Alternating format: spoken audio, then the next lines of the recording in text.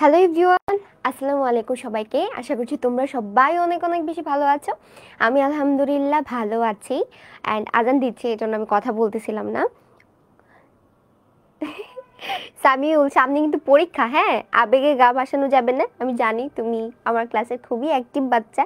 তুমি পড়াশোনা করো, কারণ তোমাদের সিলেবাস প্রায় শেষ। আর সহপাঠের উপর যে সিরিজটা আমি দিব বলেছিলাম, তো সেইটা হচ্ছে দিয়ে দিব। এবং সেটা শ্যুট করতে একটু টাইম লাগবে, কারণ খুবই বড় বড় ক্লাস। দেখা যায় একটা ক্লাস করে আমাকে 4-5 দিন রেস্ট নিতে হবে, অনেক বড় বড় হচ্ছে। বাট তোমরা পেয়ে যাবা। যারা এইচএসসি 25 ব্যাচ আছো, তাদের তো শুধুমাত্র সহপাঠ বাকি রয়ে গেছে। তোমাদের বাকি সব টপিক আলহামদুলিল্লাহ তোমাদের কমপ্লিট হয়ে গেছে। এবং আমি তোমাদের কথা দিয়েছিলাম যে তোমাদের টেস্ট পরীক্ষার মধ্যেই আমি তোমাদের সিলেবাস শেষ করে দিব, এবং সেই কথাটুকু কিন্তু আমি রাখতে পেরেছি আলহামদুলিল্লাহ। আল্লাহ আমাকে সুস্থ রেখেছে। আমি যদি অসুস্থ থাকতাম, তার মাঝেও আমি কয়েকদিন অসুস্থ ছিলাম, না হয় আরও আগে শেষ হয়ে যেত। আর যারা 26 ব্যাচ যারা আছো, তোমরা তো অনেক লাকি। তোমাদের তো সংক্ষিপ্ত সিলেবাসের যে টপিকগুলো ছিল, সেগুলো তোমাদের ভাইয়াদের সাথেই আপুদের সাথে আমি পড়ায় ফেলছি। আর এখন জাস্ট তোমাদের নতুন সিলেবাসের যে টপিকগুলো, সেগুলো প্রায় শেষের দিকে, একদমই কম। আমাদের কবিতা মনে হয় আর একটা বাকি আছে, আর হচ্ছে গদ্য 2-3টা বাকি আছে। তাছাড়া তোমাদের পুরো সিলেবাস কিন্তু কমপ্লিট হয়ে গেছে। আমাদের সেকেন্ড পেপার শেষ হয়ে গেছে, ফার্স্ট পেপারের অর্ধেক টপিক আমরা মোটামুটি পড়ায় ফেলছি, জাস্ট সহপাঠ বাকি আছে। এবং তোমাদের 26 ব্যাচে যারা আছে, তাদের কিছু নতুন নতুন টপিক বাকি আছে। সারপ্রাইজটা কি? সারপ্রাইজটা 2022 যেটা শুরু করেছিলাম, মানে আমার 22-এর জার্নিটা যেটা দিয়ে শুরু হয়েছিল আর কি। তুমি বলো তো, আমার 22-এর জার্নি কি দিয়ে শুরু হয়েছিল? তোমরা কি আমার ভিডিওগুলো দেখছিলা 2022 সালে? মানে 22-23 সেশনের বাচ্চাদেরকে, যাদেরকে আমি পড়িয়েছি। আমি অনেক ছোট ছিলাম তখন, আমি একদম ফার্স্ট ইয়ারে পড়ি, পিচ্ছি দেখতে একদম। কি করেছিলাম বলো তো? সেই কাজটা আমি আবার শুরু করছি, কারণ ওই ভিডিওগুলো অনেক পুরনো হয়ে গেছে, এবং আমাকে প্রচুর স্টুডেন্ট রিকোয়েস্ট করতেছে যে আপু, আপনি আবার আপডেট করে আমাদেরকে ওই ভিডিওগুলো দেন। এবং আমার মনে হচ্ছে যে না, এটা 25 এবং 26 ব্যাচের জন্য খুব বেশি উপকারী হবে। এবং সেটা যে শুধুমাত্র এই নতুন যে সারপ্রাইজটা তোমাদের জন্য আসতেছে, এটা যে শুধুমাত্র আমার ইউটিউব চ্যানেলে পাবে এমন না। তোমরা আরও অনেক বড় বড় যারা হচ্ছে আমাদের মোস্ট ফেমাস ভাইয়ারা আছে, যাদের সাথে আমার খুব ভালো সম্পর্ক, আমার বড় ভাইয়ের মতো, তাদের চ্যানেলগুলোতেও তোমরা হচ্ছে আমার ভিডিওগুলো আমি সবার জন্য অ্যাভেলেবেল করে দিব, যেন সবাই এই ক্লাসগুলো করতে পারে। সেটা হচ্ছে স্লাইড দেখলেই হবে, কলেজের এক্সামের জন্য ক্লাসের স্লাইড দেখলেই হবে।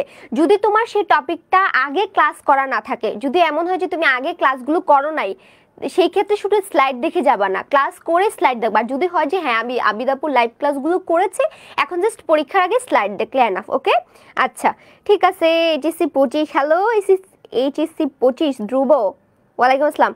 আচ্ছা, সহপাঠের যে নাটক, সিরাজউদ্দৌলা নাটকটা আছে, সেটা কি লাইন বাই লাইন রেকর্ড করে পড়াবেন? নাফিস রায়ান, এটা আমার প্ল্যান আছে যে আমি তোমাদের রেকর্ড করিয়ে পড়াবো ইনশাল্লাহ। আমি জানি এটা করতে আমার অনেক কষ্ট হবে, বাট আমি চেষ্টা করছি। তোমাদের যেহেতু সিলেবাস প্রায় শেষের দিকে, সো তোমাদের ক্লাস সংখ্যা আমি কমিয়ে দিব। অর্থাৎ আমরা সপ্তাহে 3টা করে ক্লাস নেব, এখন থেকে সপ্তাহে 2টো করে ক্লাস নেব, যেহেতু আমাদের সিলেবাস প্রায় কমপ্লিট হয়ে যাবে, মানে কয়েকদিন পরে ক্লাস অফ হয়ে যাবে। সো আমরা আস্তে আস্তে আগাই, এত প্যারা তো নাই, আমাদের তাড়াহুড়ো নাই।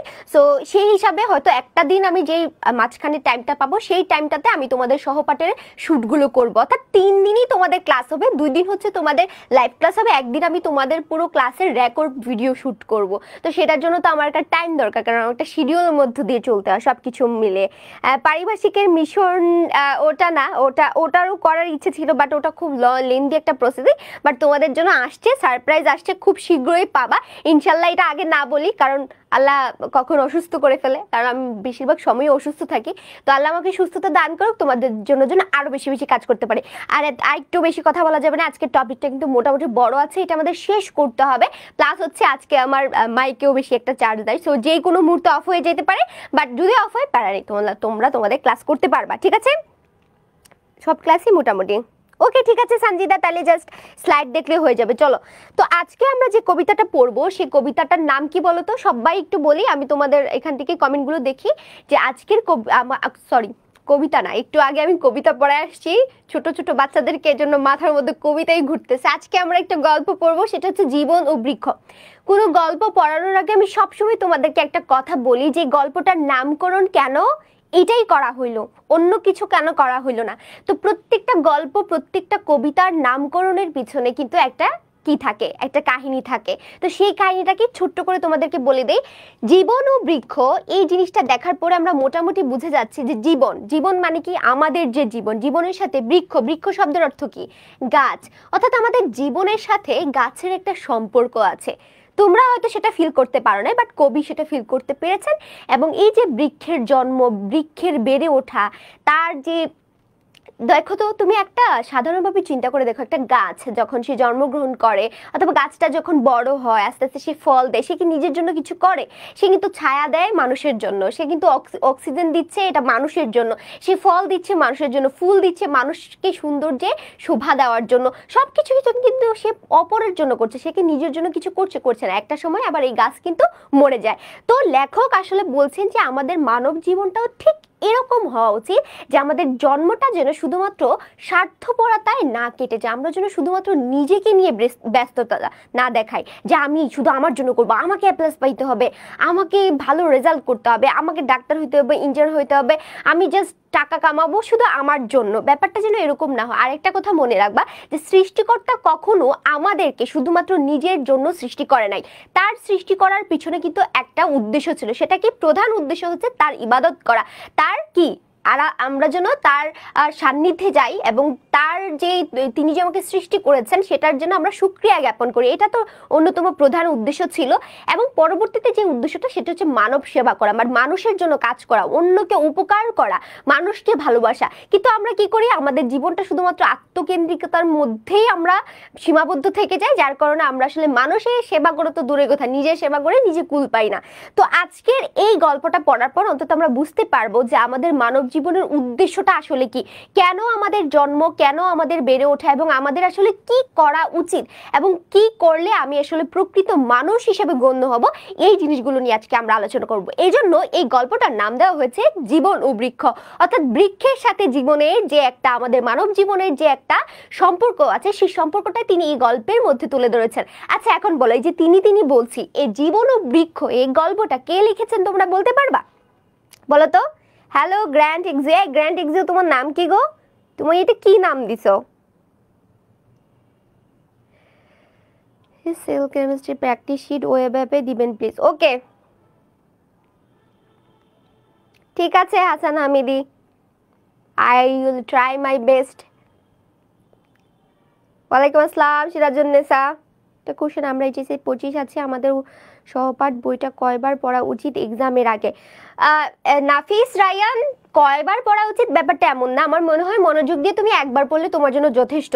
কারণ সহপাঠ থেকে যে প্রশ্নগুলো পরীক্ষা আসে, খুব মানে ইজি প্রশ্ন আসে, একদমই জটিল কোনো প্রশ্ন কিন্তু করে না। সো একবার যদি তুমি মনোযোগ দিয়ে পড়তে পারো, এবং যখন আমি তোমাদেরকে রেকর্ড ভিডিওগুলো দিব তখন তো আমি তোমাদের দাগিয়ে দিব যে কোন কোন অংশ থেকে তোমাদের প্রশ্ন আসতে পারে। সেই জিনিসগুলো যখন তুমি পরীক্ষার আগে একবার করে প্র্যাকটিস করে যাবে, দ্যাটস এনাফ, আর কিছুর দরকার পড়বে না। ওকে, আচ্ছা, মোতাহার হোসেন চৌধুরী, ভ্যারি গুড। তো এই যে আমাদের এই জীবন ও বৃক্ষ গল্পটা, এটা লিখেছেন মোতাহের হোসেন চৌধুরী। ঠিক আছে, তাহলে এই মোতাহের হোসেন চৌধুরীর সম্পর্কে আমরা জানবো, আমরা এই গল্পের পাঠ পরিচিতি দেখবো, লেখক পরিচিতি দেখবো, সবকিছু দেখবো, এবং গল্পটা আমরা একদম বই থেকে পড়বো। তার শেষে যদি আমাদের টাইম থাকে হাতে, তাহলে আমরা এমসিকিউ সলভ করবো, আর যদি না হয় আমি এটা শুট করে তোমাদেরকে দিয়ে দেবো, কোনো প্যারা নাই, ওয়ান শটের মতো শুট করে দিব। ঠিক আছে, তাহলে চলো আমরা আমাদের গল্পতে চলে যাই।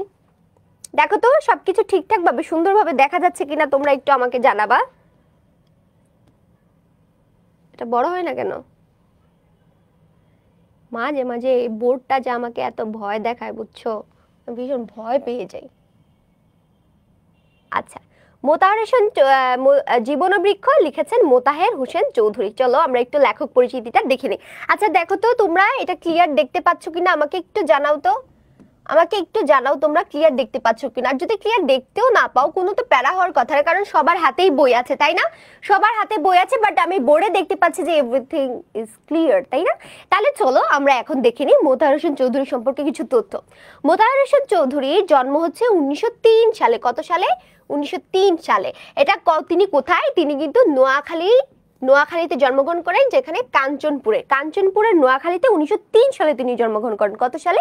1903 সালে নোয়াখালীর কাঞ্চনপুরে। আমার সাথে সাথে বলবা, এটা কিন্তু আমি ক্লাস 6 থেকে 10 এর বাচ্চাদেরকেও এটা করাই, আমার সাথে সাথে বলাই যে আমার সাথে সাথে বলো, নিজেকে ভেবো না অনেক বড় হয়ে গেছি, কলেজে উঠে গেছি সেই একটা ভাব নিয়ে চলার দরকার নাই, ক্লাসে যা পড়াবো মুখে মুখে বলবা, এটা বললে ক্লাসের মধ্যে মুখস্থ হয়ে যাবে। আর এই লেখক পরিচিতি কিন্তু ভাই বিশ্বাস করো একদম মুখস্থ হতে চায় না, এটা একদমই মাথায় ঢুকে না, আমারও ঢুকতো না, তো আমি আশা করছি তোমাদেরও মাথায় ঢুকে না। তো ক্লাসের মধ্যে যখন আমার সাথে সাথে পড়বা এটা মুখস্থ হয়ে যাবে। তাহলে বলো 1903 সালে নোয়াখালীর কাঞ্চনপুরে তিনি জন্মগ্রহণ করেন এবং তাকে সবচেয়ে বেশি পরিমাণে মানুষ একটা জিনিসের জন্য চিনি, সেটা হচ্ছে বুদ্ধির মুক্তি আন্দোলন নামে একটা আন্দোলন ছিল, যে আন্দোলনে তিনি সক্রিয় একজন সদস্য ছিলেন। কি আন্দোলন?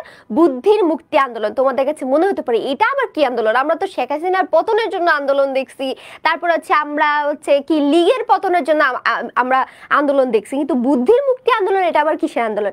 এটা হচ্ছে এই যে তোমার বুদ্ধিটা, মাথার বুদ্ধির যে চিন্তা চেতনা, এটাকে মুক্ত করার জন্য, এই যে আমরা গদবাঁধা যে বই পড়ি, এই বই পড়ার মধ্যে সীমাবদ্ধ না থেকে আমাদের বুদ্ধিটাকে একটু মুক্তি করতে হবে, এই বুদ্ধিকে মুক্ত করার জন্য তারা একটা আন্দোলন করেছিলেন, যেটা হচ্ছে বুদ্ধির মুক্তি আন্দোলন।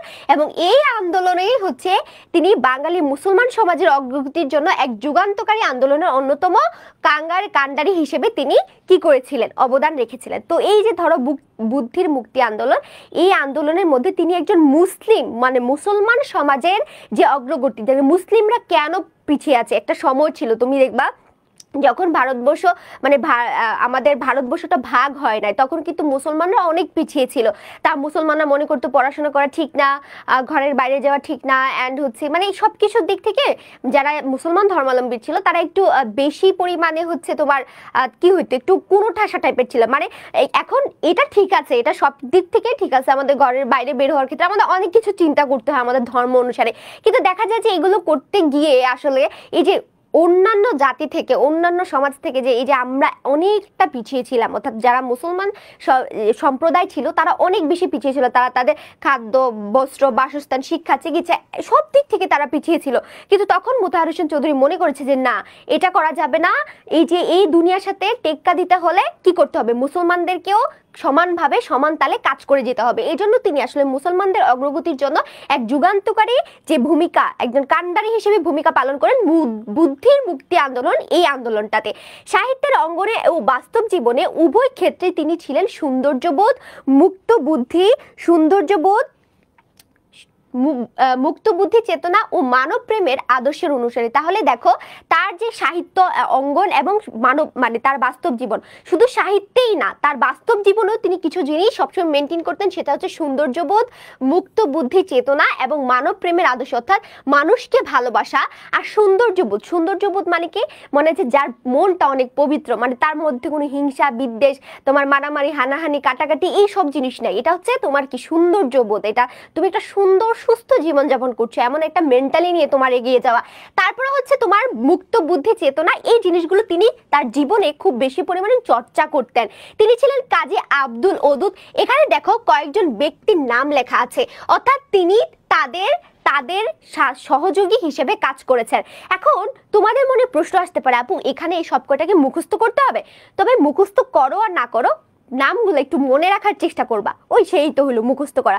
কারণ এইভাবে পরীক্ষায় প্রশ্ন আসে যে নিচের কোন লেখকের সাথে বা কোন বুদ্ধিজীবীর সাথে মোতাহার হোসেন চৌধুরীর সম্পর্ক ছিল, অথবা তিনি কার সহযোগী ছিলেন। তখন এই প্রত্যেকটা মানুষের নাম যদি তোমার মনে না থাকে, তখন হচ্ছে তুমি এটার অ্যান্সার করতে পারবে না। তাহলে এই ক্ষেত্রে হ্যাঁ সীমান্ত মণ্ডল, বাংলা দ্বিতীয় পত্র, আলহামদুলিল্লাহ আমাদের টপিক শেষ হয়ে গেছে। হ্যাঁ, আমাদের মোটামুটি শেষ হয়ে গেছে, বাট তোমাদের প্রচুর পরিমাণে প্র্যাকটিস করানো হবে, প্র্যাকটিসটা বাকি। জাস্ট হচ্ছে তোমাদেরকে আমি বেসিক যেই হচ্ছে রুলসগুলো এগুলো পড়াই ফেলছি, আর মোটামুটি কয়েকটা প্র্যাকটিস শিট দিছি, বাকিগুলো এখনো দেওয়া হয় নাই। বাকি যখন আমাদের মোটামুটি ফুল সিলেবাসটা শেষ হয়ে যাবে, তারপরে তোমাদের শুধু ব্যাকরণের উপর প্র্যাকটিস ক্লাস নেওয়া হবে। এক একটা ক্লাসে শুধুমাত্র বোর্ডের কোশ্চেনগুলো আমি সলভ করাবো, সেটা পরীক্ষার আগে, ঠিক আছে? আচ্ছা, আমরা একটু গল্পটার মধ্যে মনোযোগ দিই, তারপরে এই কোশ্চেনগুলো করি, ঠিক আছে? নাটকের হ্যাঁ, উপন্যাসের মতো নাটকেরও একটা সামারির উপর আমি ক্লাস নিব, তোমরা এগুলো নিয়ে কোনো টেনশন করো না। তোমাদের যা যা লাগবে তোমরা শুধু আমাকে জানাবে, আমি সেই অনুযায়ী তোমাদের সব দেওয়া। এখানে কিন্তু তোমরা এটা কোনো আলাদা কোনো কিছু না, এখানে তোমরা আমার কাছে প্রাইভেট পড়ছো। প্রাইভেট পড়া মানে তো বুঝো না যে আমরা যখন কোনো টিচারের কাছে প্রাইভেট পড়তে যাই তখন কি হয়, যে স্যার আমার এটা লাগবে, স্যার ওটা লাগবে, স্যার এটা পড়ায় দেন। আমি আপনার কাছে টাকা দিয়ে পড়তেছি, তার মানে আমার যা যা দরকার আপনি আমাকে সেটা দিতে বাধ্য। তোমরা আমার কাছে টাকা দিয়ে পড়ছো না, তো তোমাদের যা যা দরকার সেটা দিতে আমি বাধ্য, তোমাদের কাছে আমি দায়বদ্ধ। তো তোমাদের যা লাগে, মনে হয় যে আপু আমাদের এটা দেন ওটা দেন, আমাদের এটা দিলে ভালো হবে, আমি আমার সাধ্য মতো আমার যতটুকু সামর্থ্য আছে ততটুকুর মধ্যে আমি তোমাদের সর্বোচ্চ দেওয়ার চেষ্টা করবো ইনশাল্লাহ। এবং আমি গত আরো কোর্স চালিয়েছি, সেখানে তোমরা তোমাদের বড় ভাই আপুদেরকে জিজ্ঞেস করে দেখবা যে আমার কোর্সে কখনো কেউ অসন্তুষ্ট ছিল না। আমি যতটুকু তোমাদের কাছ থেকে পেয়েছি তার চেয়ে আরো বেশি দেওয়ার চেষ্টা করেছি তোমাদেরকে, এগুলো নিয়ে তোমরা কোনো চিন্তা করবা না। তারপরে দেখো যে কথাটা বলতেছিলাম, যে এইখানটাতে যে ব্যক্তিগুলোর সাথে তার সম্পর্ক ছিল, এই প্রত্যেকটা ব্যক্তির নাম আমরা একটু মনে রাখবো। দেখো কাজী আব্দুল ওদুদ আবুল হোসেন, তারপরে কাজী মোতাহার হোসেন, দেখো তার নাম হচ্ছে মোতাহের হোসেন, এবং তার যে আরো একজনের সাথে সম্পর্ক ছিল, অর্থাৎ তিনি আরেকজনের সহযোগী ছিলেন, তার নাম ছিল কাজী মোতাহার হোসেন। আবুল ফজল, আব্দুল কাদের প্রমুখের সহযোগী। তো যদি বলা হয় নিচের কোন ব্যক্তিটি মোতাহের হোসেন চৌধুরীর সহযোগী ছিল, এই প্রত্যেকটা নাম যদি তোমার মনে না থাকে তুমি কি অ্যান্সার দিতে পারবা না। এখান থেকে তখন কিন্তু একটা এমসিকিউ তোমার মিস হয়ে যাবে। তখন কি করতে হবে, কাজী আব্দুল ওদুদ, আবুল হোসেন, কাজী মোতাহার হোসেন, আবুল ফজল, আব্দুল কাদের, এই কয়জন ছিল তার সহযোগী।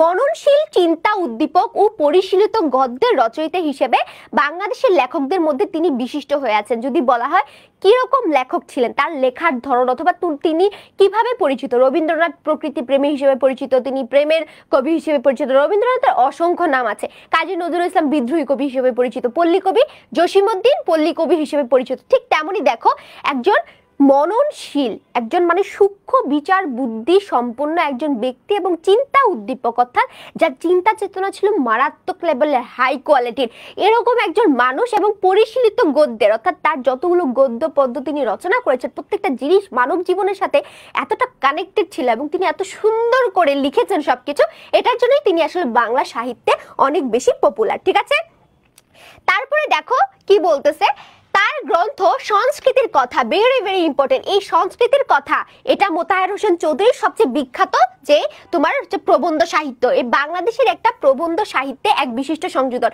যদি বলা হয় সংস্কৃত কথা, এটা কি, এটা একটা প্রবন্ধ সাহিত্য, এটা মনে রাখবা, এটা তার বিখ্যাত একটা প্রবন্ধ সাহিত্য। তার প্রকাশিত অন্য দুটি গ্রন্থ হচ্ছে ক্লাইভ বেল এর সিভিলাইজেশন গ্রন্থ অবলম্বনে রচিত সভ্যতা, এবং বার্ট্রান্ড রাসেলের কনকোয়েস্ট অফ হ্যাপিনেস গ্রন্থের অনুবাদ হচ্ছে সুখ। দেখো এখানে কয়টা এমসিকিউ পরীক্ষায় আসতে পারে, এইখান থেকে কয়টা এমসিকিউ পরীক্ষা আসতে পারে আমি তোমাদেরকে জাস্ট দেখা দিচ্ছি। তার দুইটা অনুবাদ গ্রন্থ আছে। কি গ্রন্থ আছে সবাই একটু লেখো, কি গ্রন্থ আছে, অনুবাদ গ্রন্থ আছে। কি কি, একটা হচ্ছে কার লেখা, একটা হচ্ছে তোমার এই যে ক্লাইভ বেলের লেখা একটা গ্রন্থ, আর হচ্ছে তোমার বার্ট্রান্ড রাসেলের লেখা একটা গ্রন্থ। এই দুইটা গ্রন্থকে তিনি কি করেছেন, বাংলায় অনুবাদ করেছেন। ওই দুইটা গ্রন্থের নাম কি, এই ক্লাইভ বেলের যে গ্রন্থটা ছিল এটার নাম ছিল সিভিলাইজেশন, ঠিক আছে, যেটাকে তিনি বাংলায় অনুবাদ করে লিখেছেন। বাংলা কি, সিভিলাইজেশনের বাংলা কি সবাই বলো, এটা তো পারার কথা, সিভিলাইজেশনের বাংলা হচ্ছে সভ্যতা। আর এখানে আরেকটা এই যে বার্ট্রান্ড রাসেলের যে গ্রন্থটা ছিল যে কনকোয়েস্ট অফ হ্যাপিনেস, এটাকে তিনি বাংলায় অনুবাদ করেছেন সুখ, অর্থাৎ তার সুখ ও সভ্যতা নামে আরো দুটি অনুবাদ গ্রন্থ রয়েছে। তাহলে আমরা যদি দেখি তার সুখ ও সভ্যতা নামে, সুখ ও সভ্যতা নামে কি আছে, তার দুটি কি আছে বলতো, অনুবাদ গ্রন্থ। এগুলো কিন্তু অনুবাদ গ্রন্থ, অর্থাৎ তিনি এগুলোকে বাংলায় অনুবাদ করেছেন, এগুলো হচ্ছে তার অনুবাদ গ্রন্থ। ক্লিয়ার তোমাদের কাছে, বুঝতে পেরেছো ব্যাপারটা? এবং কে কার কোনটা এটা একটু মনে রাখবা, অর্থাৎ এই যে ক্লাইভ বেলের সিভিলাইজেশন যেটাকে তিনি বাংলায় করেছেন সভ্যতা, এবং বার্ট্রান্ড রাসেলের ছিল হচ্ছে কনকোয়েস্ট অফ হ্যাপিনেস যেটার বাংলা ছিল হচ্ছে সুখ, মনে রাখবা, ঠিক আছে? বাংলা একাডেমি তার প্রকাশিত অপ্রকাশিত সমস্ত রচনা কি করেছেন, প্রকাশ করেছেন। তারপরে দেখো চট্টগ্রাম কলেজে অধ্যাপনা গেলে, তার মানে আমরা বুঝতে পারছি যে তিনি চট্টগ্রাম বিশ্ববিদ্যালয়ের একজন অধ্যাপক ছিলেন। তাহলে তিনি যদি বলা হয় নিচের কোন লেখক চট্টগ্রাম বিশ্ববিদ্যালয়ের অধ্যাপক ছিলেন অথবা চট্টগ্রাম বিশ্ববিদ্যালয়ের অধ্যাপনা করার সময় মারা গেছেন, তাহলে সেটা আমরা অ্যান্সার করব মোতাহের হোসেন চৌধুরী। মোতাহের হোসেন চৌধুরী চট্টগ্রাম কলেজে অধ্যাপনা গেলে তিনি 1956 সালে 28 সেপ্টেম্বর মৃত্যুবরণ করেন, অর্থাৎ তিনি একজন শিক্ষকতা করা অবস্থায়, একজন শিক্ষক থাকা অবস্থায় কিন্তু তিনি মারা গিয়েছেন, তাই না? Very good Hasan Amidi, very good. হ্যাঁ, প্রবন্ধ সাহিত্য এবং প্রবন্ধ একই কথা। প্রবন্ধ শব্দের অর্থই হচ্ছে রচনা, ঠিক আছে? তো প্রবন্ধ সাহিত্য মানে হচ্ছে রচনার যে সাহিত্য সেটাকেই বোঝাচ্ছে, ঠিক আছে? আচ্ছা, তাহলে দেখো আমরা মোটামুটি লেখক পরিচিতি পড়ে ফেলছি। এখন আমরা একটু চলে যাব আমাদের কোথায় বলো তো, আমাদের পাঠ পরিচিতিতে। কোথায় চলে যাব আমরা? আমাদের পাঠ পরিচিতিতে একটু চলে যাব। আচ্ছা, এই যে দেখো তোমাদের পাঠ পরিচিতিটা। মোতাহার হোসেন চৌধুরীর জীবনের বৃক্ষ এই প্রবন্ধটা তার সংস্কৃতির কথা, যে যে বলছিলাম না যে প্রবন্ধ গ্রন্থটা তার বিখ্যাত, একটাই গ্রন্থ তার বিখ্যাত, সেটা হচ্ছে সংস্কৃতির কথা। এই গ্রন্থ থেকেই এই হচ্ছে আমাদের গল্পটা নেওয়া হয়েছে। কি জীবন ও বৃক্ষ যে গল্পটা, এই গল্পটা কোত্থেকে নেওয়া হয়েছে? সংস্কৃতির কথা যে হচ্ছে প্রবন্ধ গ্রন্থটা আছে এখান থেকে নেওয়া হয়েছে। পরার্থে আত্মনিবেদিত সুকৃতিময় এবং সার্থক বিবেকবোধ সম্পূর্ণ মানব জীবনের মহত্তম প্রত্যাশা থেকে লেখক মানুষের জীবন কাঠামোকে তুলনা করেছেন একটা বৃক্ষের সঙ্গে। তাহলে বলো যে কাজী মোতাহার হোসেন যে চৌধুরী আছেন তিনি মানব জীবনকে কিসের সাথে তুলনা করেছেন? বৃক্ষের সাথে তুলনা করেছেন। কিন্তু এর মধ্যে আরো একজনের উদাহরণ তিনি এখানে উল্লেখ করেছেন, সেটা হচ্ছে রবীন্দ্রনাথ ঠাকুর। এবং রবীন্দ্রনাথ ঠাকুর আবার মানব জীবনকে নদীর সাথে তুলনা করেছেন, যেটা তোমরা তোমাদের সোনার তরী কবিতার মধ্যে দেখতে পাও, তাই না? যে আমাদের এই মানব জীবনটাকে তিনি একটা নদীর সাথে তুলনা করেছেন। কিন্তু এখানে মোতাহার হোসেন চৌধুরী আমাদের মানব জীবনকে বৃক্ষের সাথে তুলনা করেছেন। এটা দুইটার মধ্যে কিন্তু একটু দ্বন্দ্ব লাগিয়ে দিবে পরীক্ষার মধ্যে। সো কনসেপ্ট একদম ক্লিয়ার রাখতে হবে। এখানে কি বলছে দেখো, যে পরার্থে আত্মনিবেদিত। পরার্থে মানে কি? অন্যের কি করা? উপকার করার অর্থে। পরার্থে মানে পরের জন্য উপকার করার অর্থে আত্মনিবেদিত, নিজেকে নিবেদন করে দেওয়া, সুকৃতিময় মানে খুব ভালো একটা কাজ এবং সার্থক বিবেকবোধ সম্পন্ন মানব জীবনের মুহূর্ত। একটা সার্থক কি? সার্থক মানে কি? সার্থক মানে হচ্ছে সফলতা। সফলভাবে বিবেকবোধ সম্পন্ন মানব জীবন, যখন তোমার মধ্যে বিবেক থাকবে, বোধ থাকবে, বোধ শক্তি থাকবে, তুমি ভালো মন্দের মধ্যে পার্থক্য করতে পারবা, তখনই আসলে তোমার জীবনটা সার্থক হবে। তো এরকম বিবেকবোধ সম্পূর্ণ মানব জীবনের মহত্তম প্রত্যাশা থেকে লেখক মনে করেন যে বৃক্ষের সাথে আসলে মানব জীবনটাকে তুলনা করা যায়। হ্যাঁ, তিনি দেখিয়েছেন বৃক্ষের বিকাশ, বৃক্ষের পরিপূর্ণতা, বৃক্ষের সার্থকতার পেছনে রয়েছে তার নীরব সাধনা। কি সাধনা? তার নীরব সাধনা। দেখো একটা গাছ ছোট থেকে কত সুন্দর করে সে বড় হয়, সে ফুল দেয়, সে ফুলটা একটু কলি থাকে, তারপরে এটা আস্তে আস্তে বড় হয়, একটা ফলের আকার ধারণ করে, সেটা পেকে যায়, তখন সেটা মানুষের মধ্যে সে বিলিয়ে দেয়। সে তার গাছের ছায়া দিয়ে মানুষকে প্রশান্তি দেয়, সে তার গায়ে তার ভিতর থেকে যে অক্সিজেনটা বের হয় এটা দিয়ে সে তার মানুষের উপকার করে থাকে। সে মানুষ এই গাছকে কি ঘর বাড়ি করার জন্য হচ্ছে ব্যবহার করে থাকে। মানে গাছ কোন না কাজে ব্যবহার করে?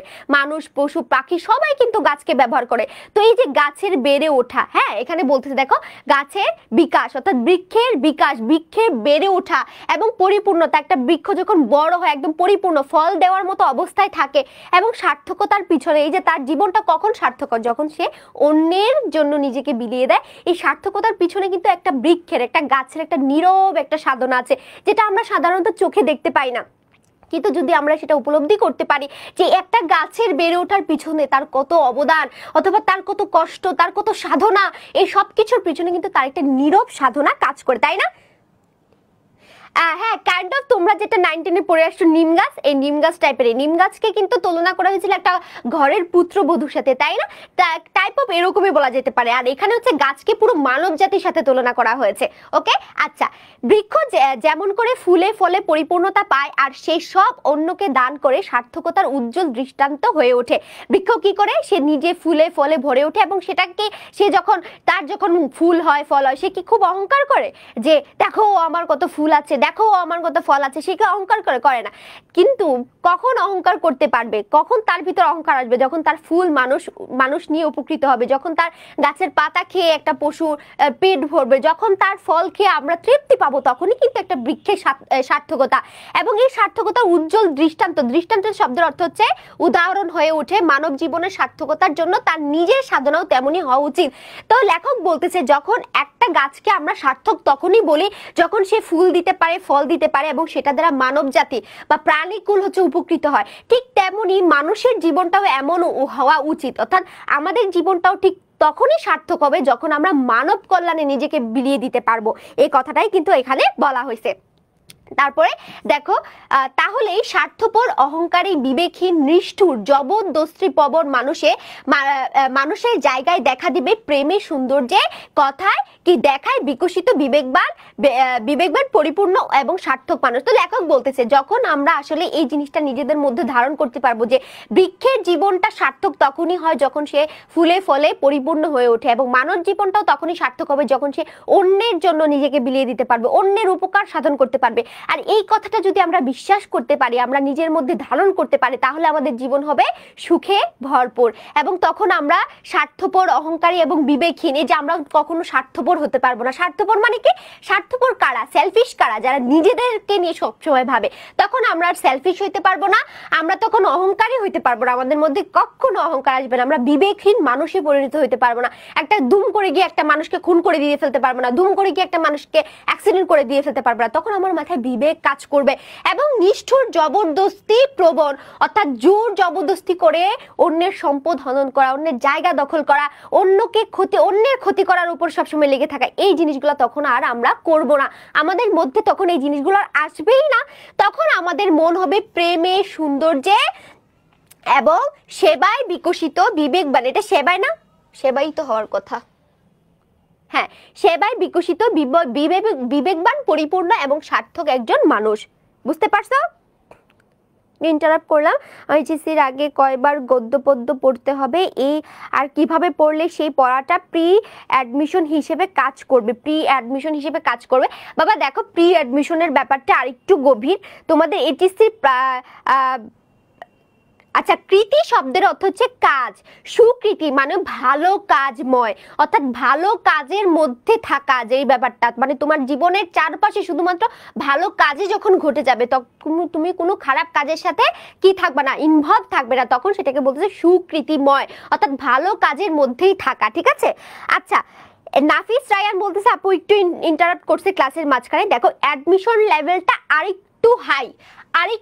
তোমরা এখন আমি যে স্ট্যান্ডার্ডে তোমাদেরকে পড়াচ্ছি, এটা পুরোটা এইচএসসি স্ট্যান্ডার্ড। এবং অ্যাডমিশন স্ট্যান্ডার্ড যদি বলি তাহলে হচ্ছে তোমাদের বেসিকটা হয়ে যাচ্ছে, দেন তোমরা জাস্ট একটু অ্যাডভান্স লেভেলে পড়বা। অ্যাডভান্স লেভেলে কিভাবে পড়বা?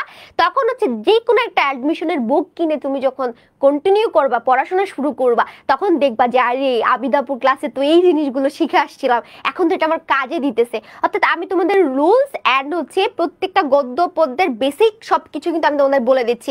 এর ভিতর থেকে কিভাবে কোশ্চেন আসবে, কিভাবে পড়তে হবে, এগুলো কিন্তু সব একটা অ্যাডমিশনের বইয়ের মধ্যে লেখা থাকবে। যেহেতু আমি অ্যাডমিশনের পড়াচ্ছি না, তার মানে কোন গদ্য কোন গল্পের মধ্যে কি টাইপের অ্যাডমিশনের প্রশ্ন আসবে সেটা তো আমি তোমাদের পড়াইতে পারবো না।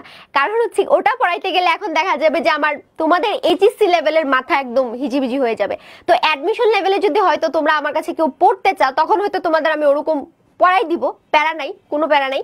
বাট হচ্ছে এইচএসসি লেভেলের পড়াটা আর অ্যাডমিশনেরটা একটু হচ্ছে স্ট্যান্ডার্ড বলতে হচ্ছে তোমরা এখানে জাস্ট ব্যাকরণের মাত্র 7টা না 8টা টপিক পড়াশোনা করো, তাই না? কয়টা টপিক হয়? উচ্চারণের নিয়ম, বানানের নিয়ম, সমাস, উপসর্গ, প্রয়োগ, অপপ্রয়োগ, তারপর হচ্ছে বাক্য গঠন, বাক্যান্তর, তারপরে হচ্ছে তোমার আর কি পাই আমরা, বাক্যান্তরের পরে হচ্ছে বিশেষণ, সর্বনাম, এগুলো কয়টা? 7টা। মোট 7টা টপিক তোমরা হচ্ছে পড়ো আর কি, 7টা টপিক পড়ো। কিন্তু গ্রামার কিন্তু এই 7টা টপিকের মধ্যে সীমাবদ্ধ নয়, এটা তোমরা জানো। কারণ নবম দশম শ্রেণীর বইটা দেখলে তোমরা বুঝবা যে বাংলা গ্রামারটা কতটুকুর মধ্যে সীমাবদ্ধ।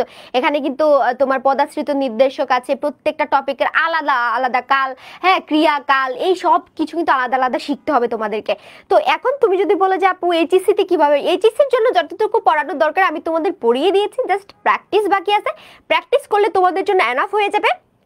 আর অ্যাডমিশন লেভেলে যদি পড়তে বলো, তাহলে হয়তো যে কোনো একটা অ্যাডমিশনের বই কিনে যদি তুমি সেটার সাথে কম্পেয়ার করে পড়া শুরু করো, তাহলে তুমি এমনি বুঝে যাবে যে তোমার কি পড়তে হবে, তোমার কি টাইপের পড়াশোনা করা লাগবে, সেটা কিন্তু তুমি বুঝে যাবে। বাট আমি এতটুকু গ্যারান্টি দিব যে ফার্স্ট পেপারের অ্যাডমিশন প্রিপারেশন তোমাদের এই এইচএসসির মধ্যেই হয়ে যাবে। ফার্স্ট পেপার থেকে যা যা আসবে পরীক্ষায়, এটা এইখানেই তোমাদের প্রিপারেশনটা হয়ে গেছে। বাট সেকেন্ড পেপারের গ্যারান্টি আমি দিব না, কারণ সেকেন্ড পেপারে মাত্র 7টা টপিক আমি তোমাদের পড়িয়েছি। তোমাদের আরো অনেক টপিক আছে তোমার যেগুলো অ্যাডমিশনে আসে, সেগুলো কিন্তু তোমাদের সিলেবাসে নাই, এই জন্য আমি তোমাদের পড়াইতে নেই। ওকে? আচ্ছা, আমার বোন পরীক্ষা দিচ্ছে, ওর ডাবির পরীক্ষা মোটামুটি ভালো হয়েছে। বাট আমি বলছি যে যেহেতু প্রশ্ন অনেক ইজি আসছে, সো অনেক বেশিতে টানবে। তো হচ্ছে আমি ওকে প্যারা নিতে না করছি, আরো অনেক পরীক্ষা আছে, চট্টগ্রাম বিশ্ববিদ্যালয়ের জন্য এখন সিরিয়াসলি পড়াশোনা করতেছে, দেখা যাক, আল্লাহ ভরসা, আল্লাহ যেখানে ওর কপালে রাখছে সেখানে পড়বে, আমাদের পক্ষ থেকে কোনো প্যারা নাই। ওকে ঠিক আছে, তাহলে দেখো এখন আমরা মোটামুটি আমাদের যে কি কি পড়লাম, লেখক পরিচিতি, পাঠ পরিচিতি আমরা পড়ে ফেলছি, শব্দার্থের অংশগুলো আমরা জাস্ট গল্পের মধ্যে আমরা টুকটাক করে দেখলে মোটামুটি বুঝে যাব। ঠিক আছে, তাহলে চলো আমরা আমাদের মূল গল্পতে চলে যাই। কোথায় চলে যাব? আমরা আমাদের মূল গল্পতে। খুবই ইজি একটা গল্প, তোমরা হচ্ছে দেখলেই বুঝতে পারবা। দেখো আমরা তাহলে গল্পটা শুরু করি, কি বলো? গল্পটা তাহলে শুরু করি। ওকে, দেখো, সমাজের কাজ কেবল টিকে থাকার সুবিধা দেওয়া নয়, মানুষকে বড় করে তোলা, বিকশিত জীবনের জন্য মানুষের জীবনে আগ্রহ জাগিয়ে তোলা। তো লেখক এখানে সমাজের একটা দায়িত্ব সম্পর্কে কথা বলেছে, যে আমাদের যে সমাজ, সমাজ মানে তো চিনি না, আমরা যেখানে বাস করি সেটাই আমাদের সমাজ। লেখক বলছেন আমাদের সমাজ আমাদের কি শিখায় বলো তো?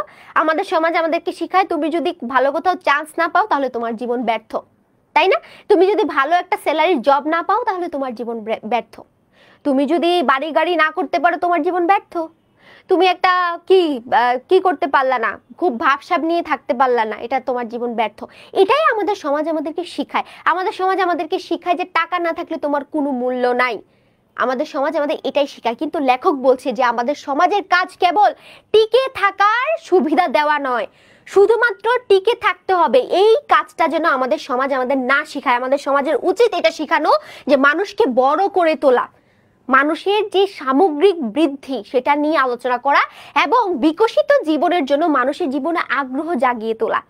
আসলে আমাদের জীবনের উদ্দেশ্যটা কি, আমাদের কিভাবে বাঁচা উচিত এবং কিভাবে আমাদের জীবিকা নির্বাহ করা উচিত, এই জিনিসটা শেখানোর দায়িত্ব কিন্তু আমাদের পরিবারের পাশাপাশি আমাদের সমাজ এবং আমাদের রাষ্ট্রের। কিন্তু আমরা আসলে এত একটা মানে কি বলবো, অবহেলিত একটা জাতি আমরা বাঙালিরা, যে আমাদের সমাজ আসলে ব্যর্থ মানুষকে কখনো গ্রহণ করতে পারে না।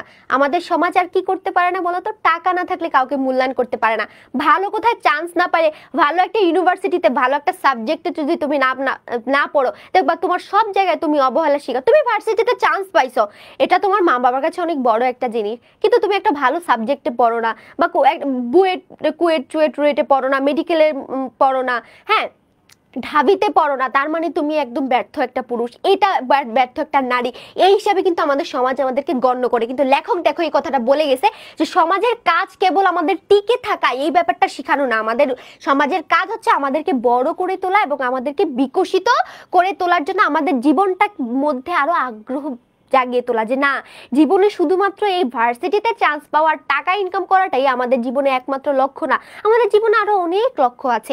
এই লক্ষ্যগুলোর প্রতি সমাজের উচিত আমাদের মধ্যে আগ্রহ জাগিয়ে তোলা, তাই না? তারপরে দেখো কি বলতেছে, দেখো, স্বল্প প্রাণ, স্থূল বুদ্ধি ও জবরদস্তি প্রিয় মানুষের সংসার পরিপূর্ণ। এখানে সংসার বলতে আসলে আমাদের পৃথিবীটা বলছে, হ্যাঁ, আমাদের পৃথিবী বা হচ্ছে সমাজ, আমাদের পৃথিবী বা হচ্ছে সমাজ। এখানে সংসার বলতে আমাদের পৃথিবী বা সমাজকে বোঝাচ্ছে। সমাজ লিখে ফেলছি, হায় কপাল। তো দেখো এখানে বলছে কি বলতো, বলছে যে স্বল্প প্রাণ অর্থাৎ অল্প বুদ্ধি এবং স্থূল বুদ্ধি মানে কি, মানে হচ্ছে বিচার বিবেচনাহীন যে বুদ্ধিটা আর কি, মানে হচ্ছে তোমার কি বলে যে তোমার মাথায় বুদ্ধি আছে ঠিক, কিন্তু সেটা হচ্ছে বিবেকবান কোনো মানুষের মাথায় যে বুদ্ধি থাকে সেই বুদ্ধিটা না, তোমার মাথায় শয়তানি বুদ্ধিতে পরিপূর্ণ।